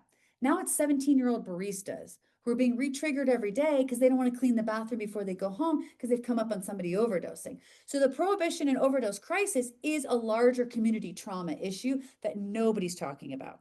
Oftentimes I'll have people in the community that'll come up on somebody that has overdosed and died. You know, you have to stand there and you have to call 911, blah, blah, blah. And they're like, I can't go to Target. Like, I can't move on with my day, right? So they'll come over to me. And then my biggest thing always is you need to have a plan to sleep, right? And even when you recognize and respond to an overdose, when you do that rescue breathing, and a lot of times, you know, my coworkers and we've recognized and responded to about 40 overdoses in and around the agency in the last 15 years. I'm the rescue breather, so I'll like get in there. But every day for the next week or every night, when I close my eyes, I see that person's face. And I'm in the industry, right? If you're going to overdose, I want that to happen with my coworkers and myself. So I know that people are struggling when they're recognizing and responding, because while people are dying, there are hundreds and hundreds of other overdoses where you recognize and respond and people are alive. Again, there's still that community trauma issue that no one's talking about. Well, I guess I am. So now we are.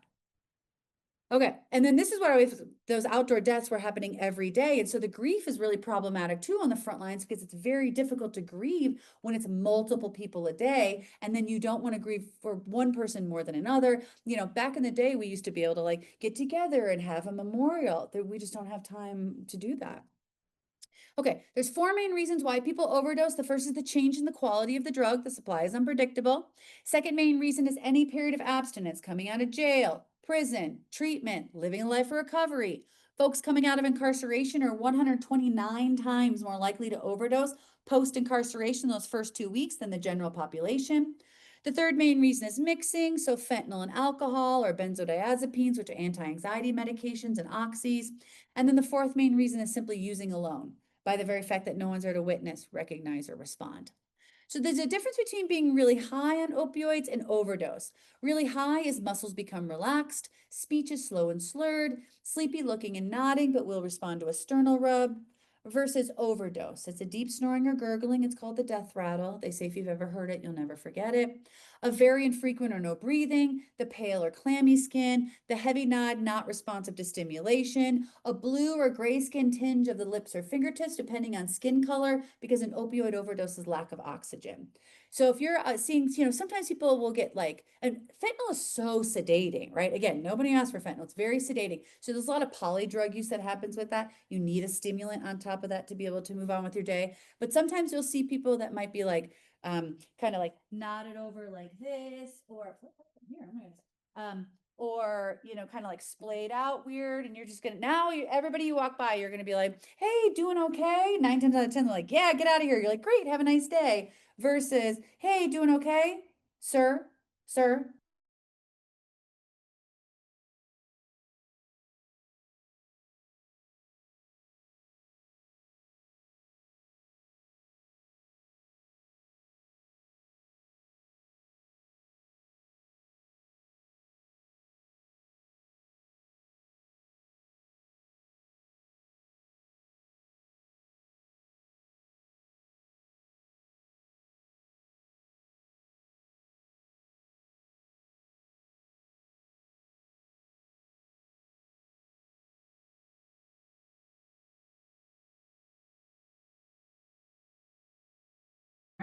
There's no side effects except the precipitation of withdrawal. It's administered intramuscular or intranasal. And then we don't support anything over 4 milligrams. We want actually 0.4 milligrams is the gold standard. They've got a 5 milligram, they've got an 8 milligram, a 10 milligram, long acting. Nobody asked for that. We want a compassionate response to overdose.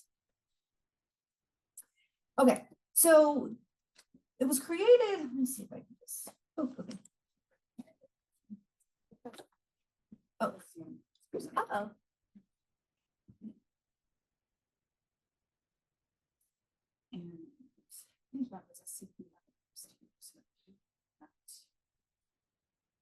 So naloxone was created in 1961 by Jack Fishman and Moses Lewenstein. In the 80s and 90s, they gave it to, instead of people who use drugs, they gave it to emergency personnel, right? A few sympathetic paramedics were actually diverting it off of the ambulances and giving it to people who use drugs so they had access. Jack Fishman, who was one of the creators in 1961, actually, when he died in the early 2000s, only then did his family know that something he created is saving so many people's lives, and especially people who use drugs, because in the 90s, Jack Fishman's son died of a heroin overdose. So something he created could have saved his own son's life, and he had no idea. So in 1996, the biggest badass that ever lived, Dan Big out of Chicago, started giving naloxone to people who use drugs for a few reasons. They're the primary witnesses to overdoses. They have many legitimate reasons to not engage with EMS and 911, and in fact did so infrequently. They'd already employed a whole array of creative methods over the years, reviving their peers. I mean, how many times in a movie have you seen somebody throw somebody in the shower, right? If you don't know, you don't know. There was an easy to use, very safe, and extremely inexpensive pure antidote to an opioid overdose. We were able to get access in 2012, thanks to a really awesome doctor. In 2013, we passed that statewide legislation. We had standing orders, which people could come to my agency since 2015, or at a pharmacy and get access virtually over the counter. For us in 2015, all 100 state legislators voted in support of that, and they never agree on anything. And they were like, if you want it today, you can have it today. We were like, great, thank you. So for my visual learners, opioids fit exactly on the receptor, lock and key, right? And then you've got the naloxone, and then it bullies it off. It bullies it off for that 30 to 90 minutes. Yes, yeah. I'm just gonna switch computers. Okay. Oh, there's so versatile. I love it. Okay. Nice. Let's make sure Zoom wise we are good. All right, perfect. Awesome. So naloxone just bullies it off for that 30 to 90 minutes. So most of the time the overdose doesn't come back. Now, if it's a long acting opioid like a methadone, that's when somebody needs to be babysat somewhere else. Perfect.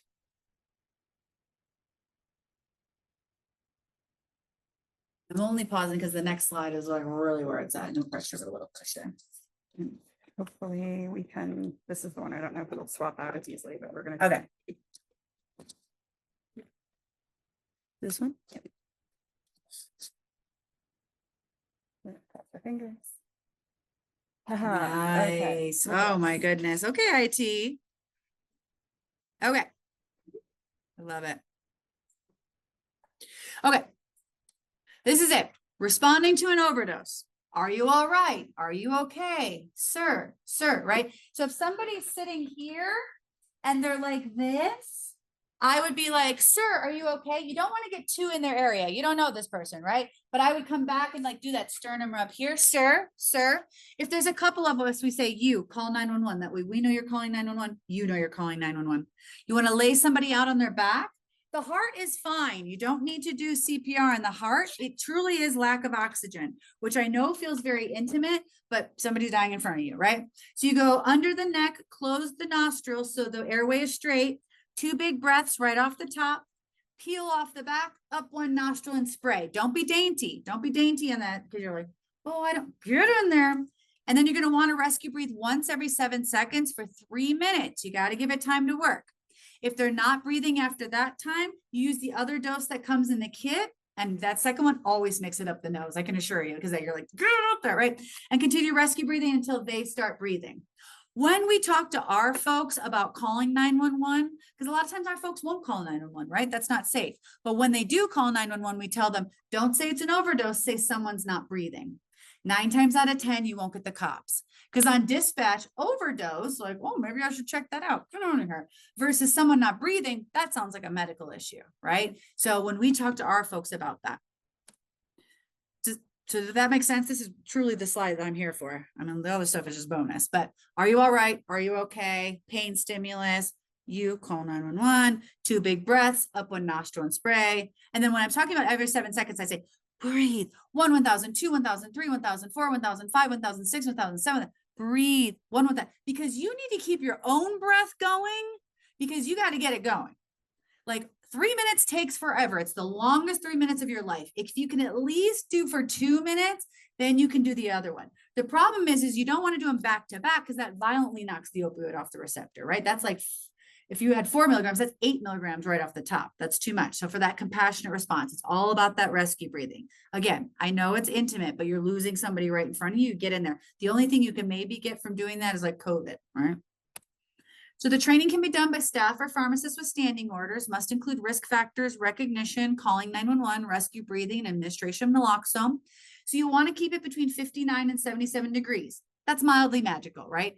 I wouldn't leave it in your car, but you should be fine everywhere else. Most of my folks are unhoused and we haven't had any problems with like the heat or the cold or anything like that. And so my folks also, when every time they use or lose their naloxone, we want to talk about it, right? Recognizing and responding to an overdose is very scary, right? So we have a form we want to fill out with folks and, like, did you call 911? Were they nice to you? Do I need to yell at somebody? Most of the reversals folks are doing is public, outside, in alleys, in parks, and in business bathrooms. We have fentanyl testing strips, and then there's also xylazine testing strips so folks can test their drugs to see if fentanyl or xylazine are present. Now, it's 2 lines are negative, 1 line is positive, which is counterintuitive to everything we've ever done, such as pregnancy tests or HIV tests, right? It does take about 5 minutes, so it's more for folks that are housed, but people deserve to know what's in their drugs. Again, anybody in the United States can carry naloxone. We've limited civil and criminal liability. There's actually 204 law enforcement departments in the state carrying Narcan. 30 states have at least 1 department carrying Narcan. We also have 8 county jails that train heroin and fentanyl users in jail how to recognize and respond to an overdose and put that naloxone in their property for upon release, because they know about that 129 times more likely to overdose post-incarceration. And with drug policy these days, it feels more like a thoughts and prayers. Nothing we can do. Oh boy. Oh gosh. Oh gee. Well, there's a lot we can do, I can assure you. So we've, Anybody in our state can carry sterile and used syringes as long as they disclose to law enforcement before they're pat down or their vehicle is searched. They can also carry sterile or used pipes or any injection equipment out of an approved program. We've reduced the warrant checking, obviously. Anybody in the state can carry naloxone. So we've really tried to get this harm reduction 1.0 for these legislators. It's kind of low hanging fruit for them.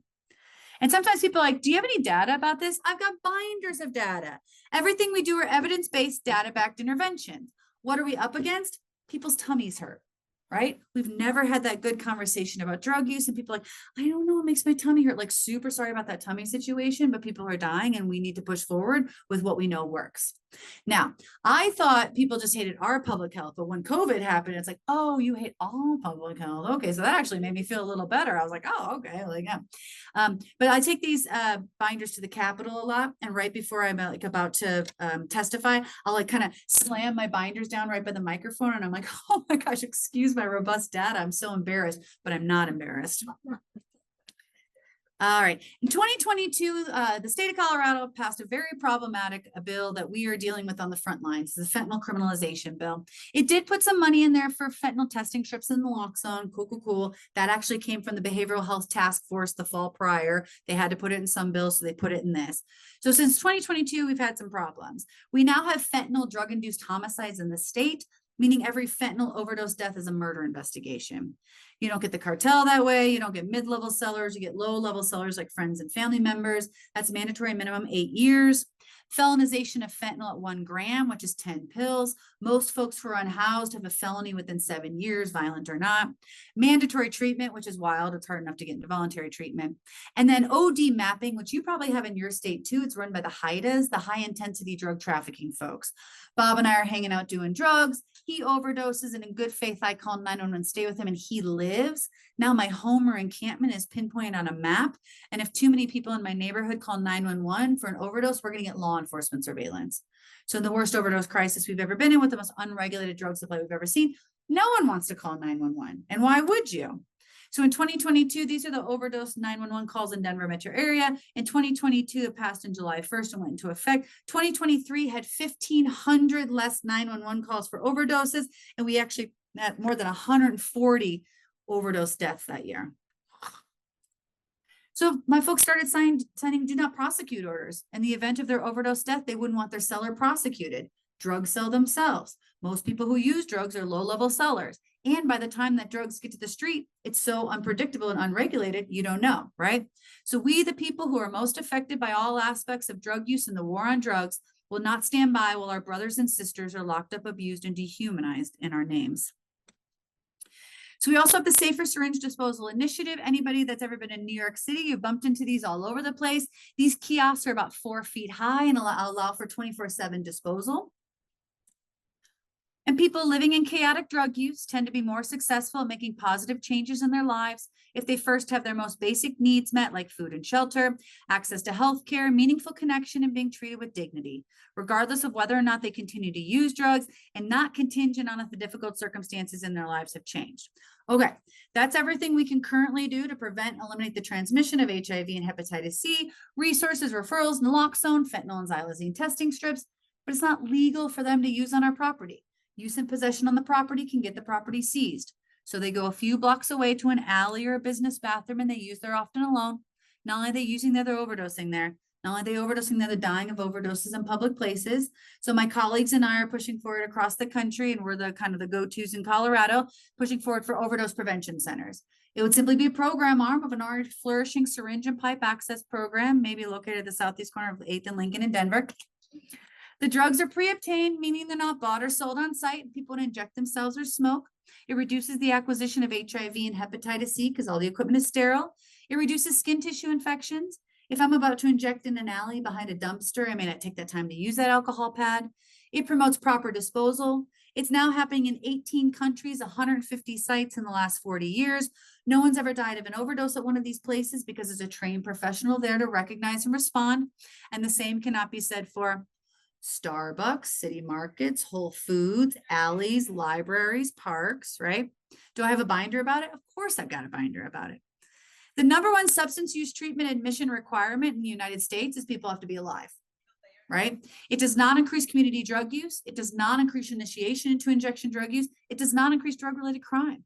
Folks are invested in the health and safety of the community in which you serve because you're that one safe space in the entire world. You can talk realistically about your drug use. Now, we'll always have use sites that are essentially run by baristas. I would rather mine are supervised and sterile. It's incredibly business friendly. Again, these are 4 stories right off the Google talking about how we know people are using in business bathrooms. Nobody wants to be a bathroom monitor. I mean, good luck. You will not find an unlocked bathroom in this part of town for the life of you, because people have had so many overdoses in their bathrooms. They're afraid to have them unlocked, right? But then public restroom issue is an issue for all of us. I did have somebody the other day, this lady came over and she was like, yeah, I'm your neighbor. And I'm like, oh my gosh, okay. And she's like, yeah, people keep going to the bathroom in my parking lot. And I'm like, oh my gosh, I'm so sorry. I'm like, well, I have a bathroom. So, you know, like they're going to the bathroom in my bathroom. And she's like, yeah. And I looked her up. She was 1.5 miles away. That's like 17 blocks. I said, ma'am, bathroom issue is a problem, right? We get that. But we also want people out of the bathrooms and would rather with us than baristas having to deal with this larger community trauma issue, right? I mean, we're almost right on 16th Street Mall. All the Starbucks have closed down at one point or another because they've had a death in their bathroom. This is a physician out of New York City. He said we need to play that game. We will require politicians to finish every sentence denouncing supervised injection facilities with the phrase, and that is why I think injecting alone in a McDonald's bathroom is better. He's fun, he's sassy. It's incredibly business friendly, as you can imagine. We've got docs, we've got nurses. For us in Denver, overdose is the leading cause of death of our unhoused neighbors and has been for the last 7 years. Treatment and recovery love it, right? They couldn't get there if they're not alive. We have a lot of religious supporters, especially the churches downtown, because the churches were one of the only unlocked bathrooms in town. And, you know, during the week, it's just the church secretary is there by herself. And so there was this fear that the church secretary was going to come up on somebody in the bathroom having overdose. So then they were trying to figure out if they should be locking the doors as well. And then former Colorado Attorney General Cynthia Kaufman, when she was in office, was very supportive to this. Law enforcement knows they can't arrest somebody out of drug use, or they simply would have already done so. The issue that we have is my mayor thinks he's going to be our governor thinks he's going to be president, but so do all your governors too, right? And they're like incarceration and criminalization, and you're like, oh, I never tried that. And then lastly, we need a safe supply, a regulated opioid, a regulated stimulant. People have used drugs forever and ever. People will use drugs forever and ever. We just believe people shouldn't have to die of a very preventable overdose. And remember, alcohol isn't legal because it's safer. It's safer because it's legal. Just as a safe supply of alcohol is not meant to solve all the problems of alcoholism, it did provide the starting point, eliminating the need to correct the many problems created from it being illegal. Safe supply works towards ending the criminalization of the vulnerable through drug policy. Safe supply brings back the possibility of hope, stability, and dignity for people who use drugs. It will not be a cure-all or a magic bullet, but it is a necessary component of ending the war on drugs that has done so much to divide and harm our society. Those who are truly invested in ending prohibition will make expanding safe supply a top priority. We've all had a safe supply in a use site. It's called happy hour, right? Every single time, if the waitress asked us if we wanted to get into treatment, again, we'd be like, that's so weird, right? So when this comes up and people start talking about other people who are using other drugs, what a luxury to know exactly what's in alcohol. Right? You can have 2 and know to drive home, or you can purchase it in a store. This is a very unregulated and unpredictable drug supply. For years and years and years, people just injected heroin. There's very, very, very famous epidemiologists that 25 years in their career, and they're like, yep, this is it. This is what we know. And fentanyl has been a game changer, and the iron law of prohibition will continue. The harder the enforcement, the more potent the drug. Lather, rinse, repeat. Now, do I have a binder about this? Of course I've got a binder about this. This is also happening in 7 countries.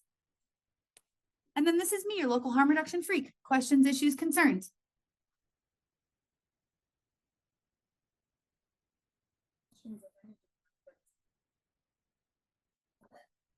Okay, welcome.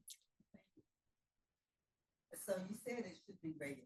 Yes. So what are any attempts to get that? Well, most of the time it's going to start with a pilot, right? Everybody feels good about a pilot because then they can always kind of squash the pilot. So there are a lot. Switzerland does heroin assisted treatment. They were doing a heroin assisted treatment in Canada as well. They were using like a Dilaudid, right? At least you know what's in that. I mean, right now, with people using the unregulated fentanyl, even a fentanyl patch would be a regulated supply. So people to know what's in their drug. Yeah, nothing. No. Because you know how the US is. And yeah, and is there a movement? I mean, like, is there movement? Is there movement? Well, we're trying to have those conversations. I mean, we do have problems with like the Harrison Act in the 1940s. I think there was a little movement before this administration because you can get an exemption for a pilot if you can research it. So for us, what we think it would look like is we have a FQHC that works with just unhoused folks that's run by the Colorado Coalition for the Homeless. And so getting we think we can get a research project out of there that they would be able to pilot that. But the problem is we have such a puritanical view. I mean, we're pretty far right now. We were much closer to overdose prevention centers here in Denver in 2018. We passed a city ordinance 12-1 with city council than we are right now. You know, there is such a attack on harm reduction, right?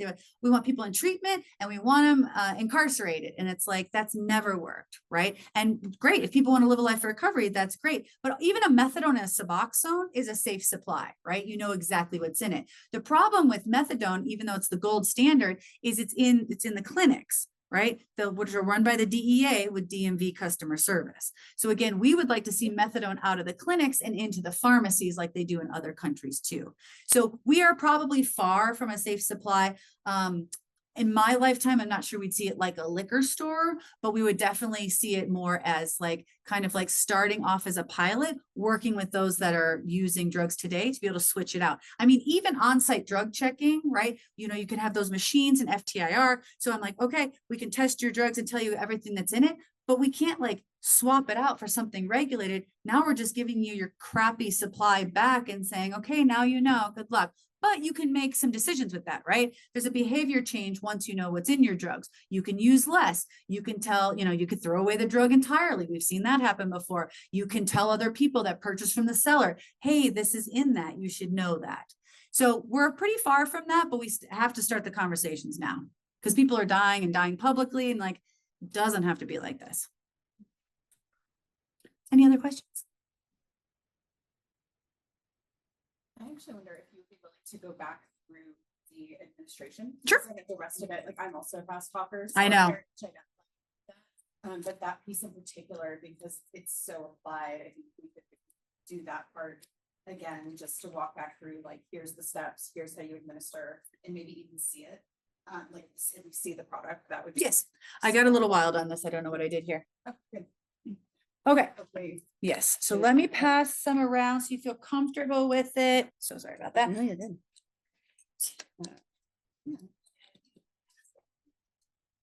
So this just like fits right in your hands. You peel off the back, up one nostril and spread. Now remember, it looks too big for the nostril. It totally fits, no problem.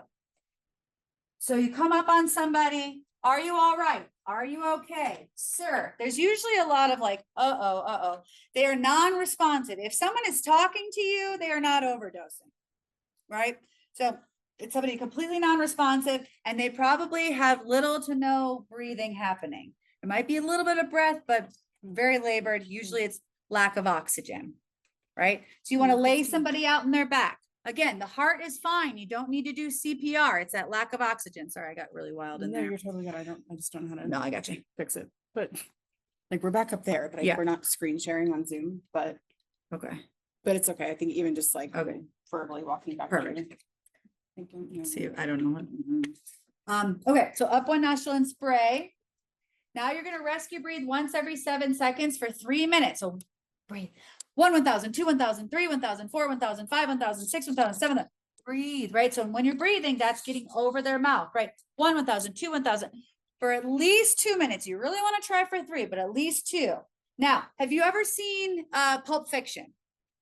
Okay, I can't talk about this in the colleges. They've never seen it. I'm like, run home. What are you doing, young whippersnappers? But now, remember, she thought she was snorting cocaine out of his pocket, but that was actually China white heroin. So when they took her back to the drug seller's house, what Quentin Tarantino did wrong, he should have called, is they said that was adrenaline in the heart, right? What he should have said, it was naloxone in the arm. But the way that she wakes up that big, that's how people wake up. 100% of the time, people don't remember overdosing.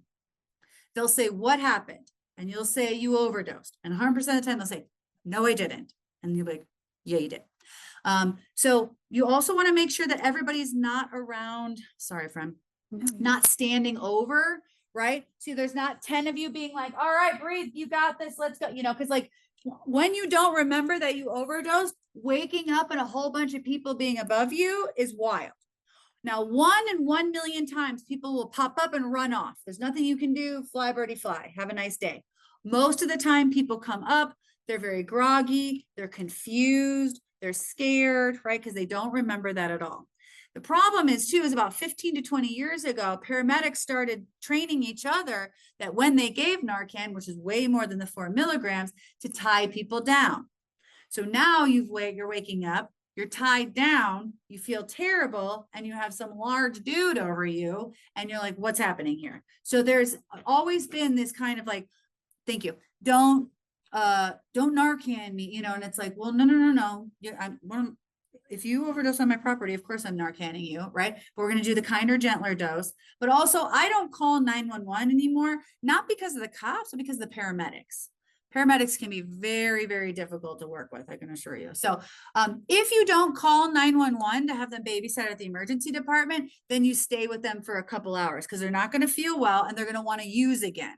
But you just have to wait for the naloxone to wear off. So again, it's 59 to 77 degrees. Try not to keep it in the car. I would keep it more in your office or in your purse.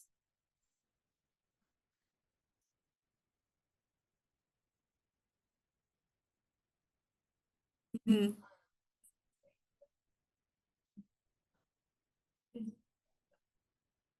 If you babysit them for a couple hours, after that point, then they'll be fine. Yeah, you'll be completely fine. Because all they're really going to do in the emergency department is do a little more of a naloxone drip and then have them be there for a couple hours and then pop them out into the world. Now, a lot of people end up re-overdosing again on the hospital campus because now they're in withdrawal, which is physically painful, the flu times 1,000, and the only unlocked bathrooms in town are on hospital campuses. So a lot of times emergency departments actually see multiple overdoses of the same person because they don't leave there because they're in withdrawal. So they use again, but they're at higher risk of overdosing. Blah, blah, blah. Yeah. So yeah, they'll be fine. Mm-hmm. Mm-hmm.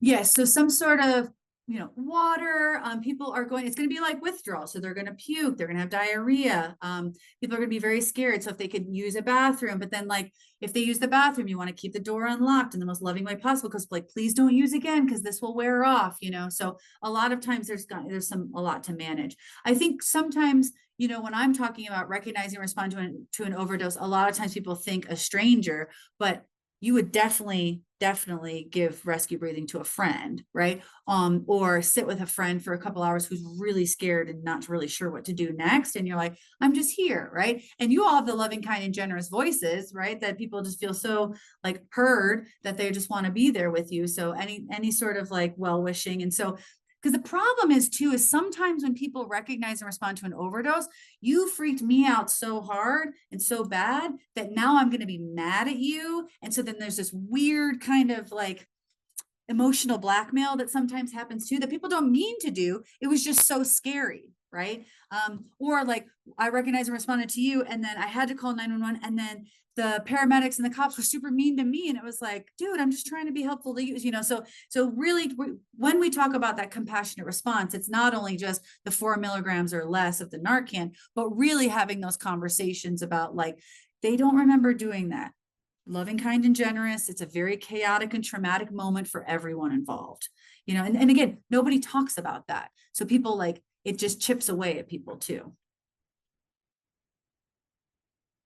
Yes. Welcome, friend. Yay.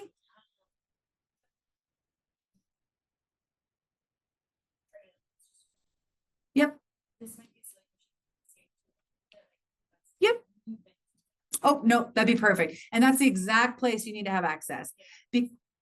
Yeah, because more and more what they do is they push people out of here, they push people north and south, then they push people north to Civic Center and then west. And so, yeah, so the Cherry Creek Trail is in the Platte River is really, really lovely. It's gonna be 97 degrees today. If you're unhoused, if you can't get inside a library, which is a nice cooling center, there's really nowhere for you to be. So of course you're gonna be down on the trail. But a lot of times park rangers don't want people down on the trail, or law enforcement doesn't want you on the trail, but then they don't want you off the trail either. So you're like, where do you want people to be? So yes, that is a perfect spot. And you can be kind of like hidden down there too, you know, in the bushes. We have actually 14th and Spear, which is right on the path down here. One of my board members is the mother of a son who passed away on the trail of an overdose. He actually ended up, he was like kind of sitting up kind of strange against a tree. And he was there for probably about 6 hours, they think, because it was an unhoused man that had walked by initially and was like, oh, that seems weird. He's sitting like that. And then 6 hours later, he was still sitting like that. So how many thousands of runners and bicyclists, right, went by? And you're not going to check on every single person that's sitting on the side, right? But if something seems weird or they're splayed out in the middle, that will be an issue. I appreciate that. And you're definitely getting Narcan, so yeah. Any other questions, issues, concerns? All right. Well, John Oliver did a really good special about harm reduction. It's about 17 minutes if you want to take a look at that back in the hotel room. But thanks so much for having me today. I really appreciate it.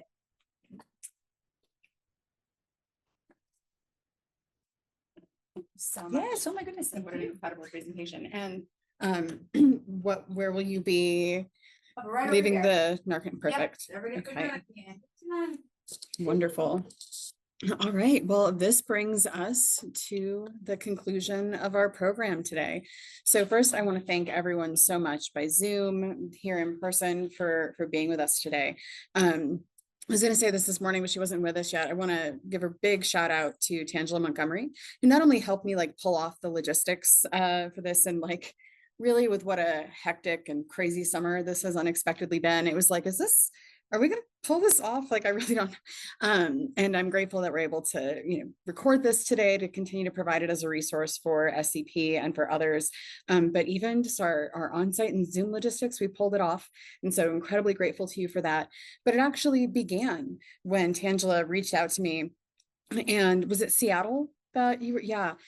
She was reflecting on her experience in Seattle, and here we are doing this like super privileged thing, right? Like we're here for business and we're all dressed up and we're staying in our nice hotel rooms, and we either get all this free food or we're going out to our fancy dinners while we're out in these great cities, right? And we're just like stepping over people who are struggling as we're here to do our bougie privileged stuff, right? And that's tough to sit with. And so she had the courage idea to just kind of like cold email me and be like, I think we need to do something about this, to attend to this at our next convention. If we're going to do this super privileged thing again, then we need to talk about what's actually happening in the community, right? And not ignore it. And I was like, oh, you don't know who you emailed asking this. Like as I spoke about earlier, addiction treatment, addiction care I'm deeply passionate about it. It's deeply personal for me, right? Like when I am stepping around or over those folks, when we go to these different cities for our convention, I never experienced it in a detached kind of way, because I know that those folks were my friends growing up. I know those folks are the people in my neighborhood from where I grew up. I went to school with them. They could be my best friends. They could be my family. They have been at times. As Lisa was talking, I was thinking, man, I would have loved to have access to Narcan as a teenager, because to be able to actually respond when people are sick and struggling and in danger, if I could have had the access to resources and the knowledge, right? I think that would have been powerful, and ditto for the rest of my community. And so I'm deeply grateful to Tangela for dreaming this into reality, and calling on us to come together around this. And I hope today we're leaving with more knowledge, more awareness, more resources, more skills, and importantly for me, a deep desire to be engaged in this work. Because something that I've been saying and thinking about a lot in the past few weeks is the fact that like I've often felt like I had these two different worlds, right? Like I do my addiction clinical work and I give continuing ed presentations on it. And, I work with my clients and, and I work with family members and that, on either like their program of recovery or on Al-Anon related things. And then I have my counseling psych work, and never the twain shall meet, right? Like there's just like two different parts of me that never get to connect. And I think that's really important that those walls get broken down. Because like I was saying earlier, I deeply wish that more counseling psychologists were involved in addiction treatment. For folks who didn't have the chance to see Dr. Osvaldo Moreno present earlier, he was talking about, like, especially in his tradition of clinical psychology, although we're sometimes guilty of this too, everything is pathology, medical model, diagnose, right? And change those irrational thoughts. And working in treatment centers for 15 years, that was pretty much my experience of being in those treatment centers. We're just going to CBT our way out of this, to the point that literally when I was doing, especially relapse prevention groups, I would have clients come into those relapse prevention groups with their folded up CBT worksheets from the last time they were in, or from the residential rehab that they just came from to step down into IOP, right? Like whatever curriculum I'm teaching about how to CBT your way into relapse prevention, they've taken 15 times. If that were the missing link, they wouldn't be here, right? They could teach me these knowledge strategies, right? There's something else that we need to be doing. And I think that for me personally, I think that liberation and healing is a major part of that. What should we be doing? And who better than counseling psychology to be leading the way? And yet too often, it's not really what we do, right? And I would love that to change. It would mean a lot to me personally if that would change. And so I hope you're leaving with knowledge. I hope you're leaving with skills. I hope you're leaving with resources. But I hope today you're also leaving with a commitment to actually bring counseling psychology values and counseling psychology skills to dealing with the underlying issues of addiction, the systemic and structural causes of addiction, the social and structural determinants of health that lead to the addiction and overdose crisis, right? I hope that you leave even more committed to helping our most marginalized communities. We spent the early part of our day talking about the harmfulness of xenophobia and anti-immigrant sentiment in this country, and got to hear the incredible stories of resilience and also hurt, as they talked about, of folks who have come here to be safe and live a better life, and they come with the trauma that they've experienced. And then they come here and they experience all this hateful rhetoric and threat to potentially be deported and put in deplorable conditions, right? I hope you're leaving with as counseling psychologists, we tend to have this, I hope you're leaving with an even more affirmed commitment to supporting those communities, and again, doing work at the systemic and structural level to stop the harm. We get very well trained in Band-Aids. Band-Aids don't stop harm. Band-Aids are crucial when there's an emergency, right? Like gauze, tourniquets, whatever you need. Those are all super crucial in an emergency. But then what? Like, what's after the emergency, right? And so I hope that we also leave with a commitment to better learn how we can attend to things at the systemic and structural level to help stop the harm. Because at the end of the day, I think that's what most of us want. We talk about liberation, we talk about healing. And I say liberated from what? Healing from what, right? From the systemic and structural harm that is wreaking havoc all the time. So again, thank you so much for being here today. I appreciate you very much. For those of you in person, we have a snack out in addition to some leftover lunch. So please feel free to help yourself. For those on Zoom, and thank you so much for hanging with us today, even with the lack of food that we were able to provide by Zoom. We appreciate that you were here, even though we didn't feed you.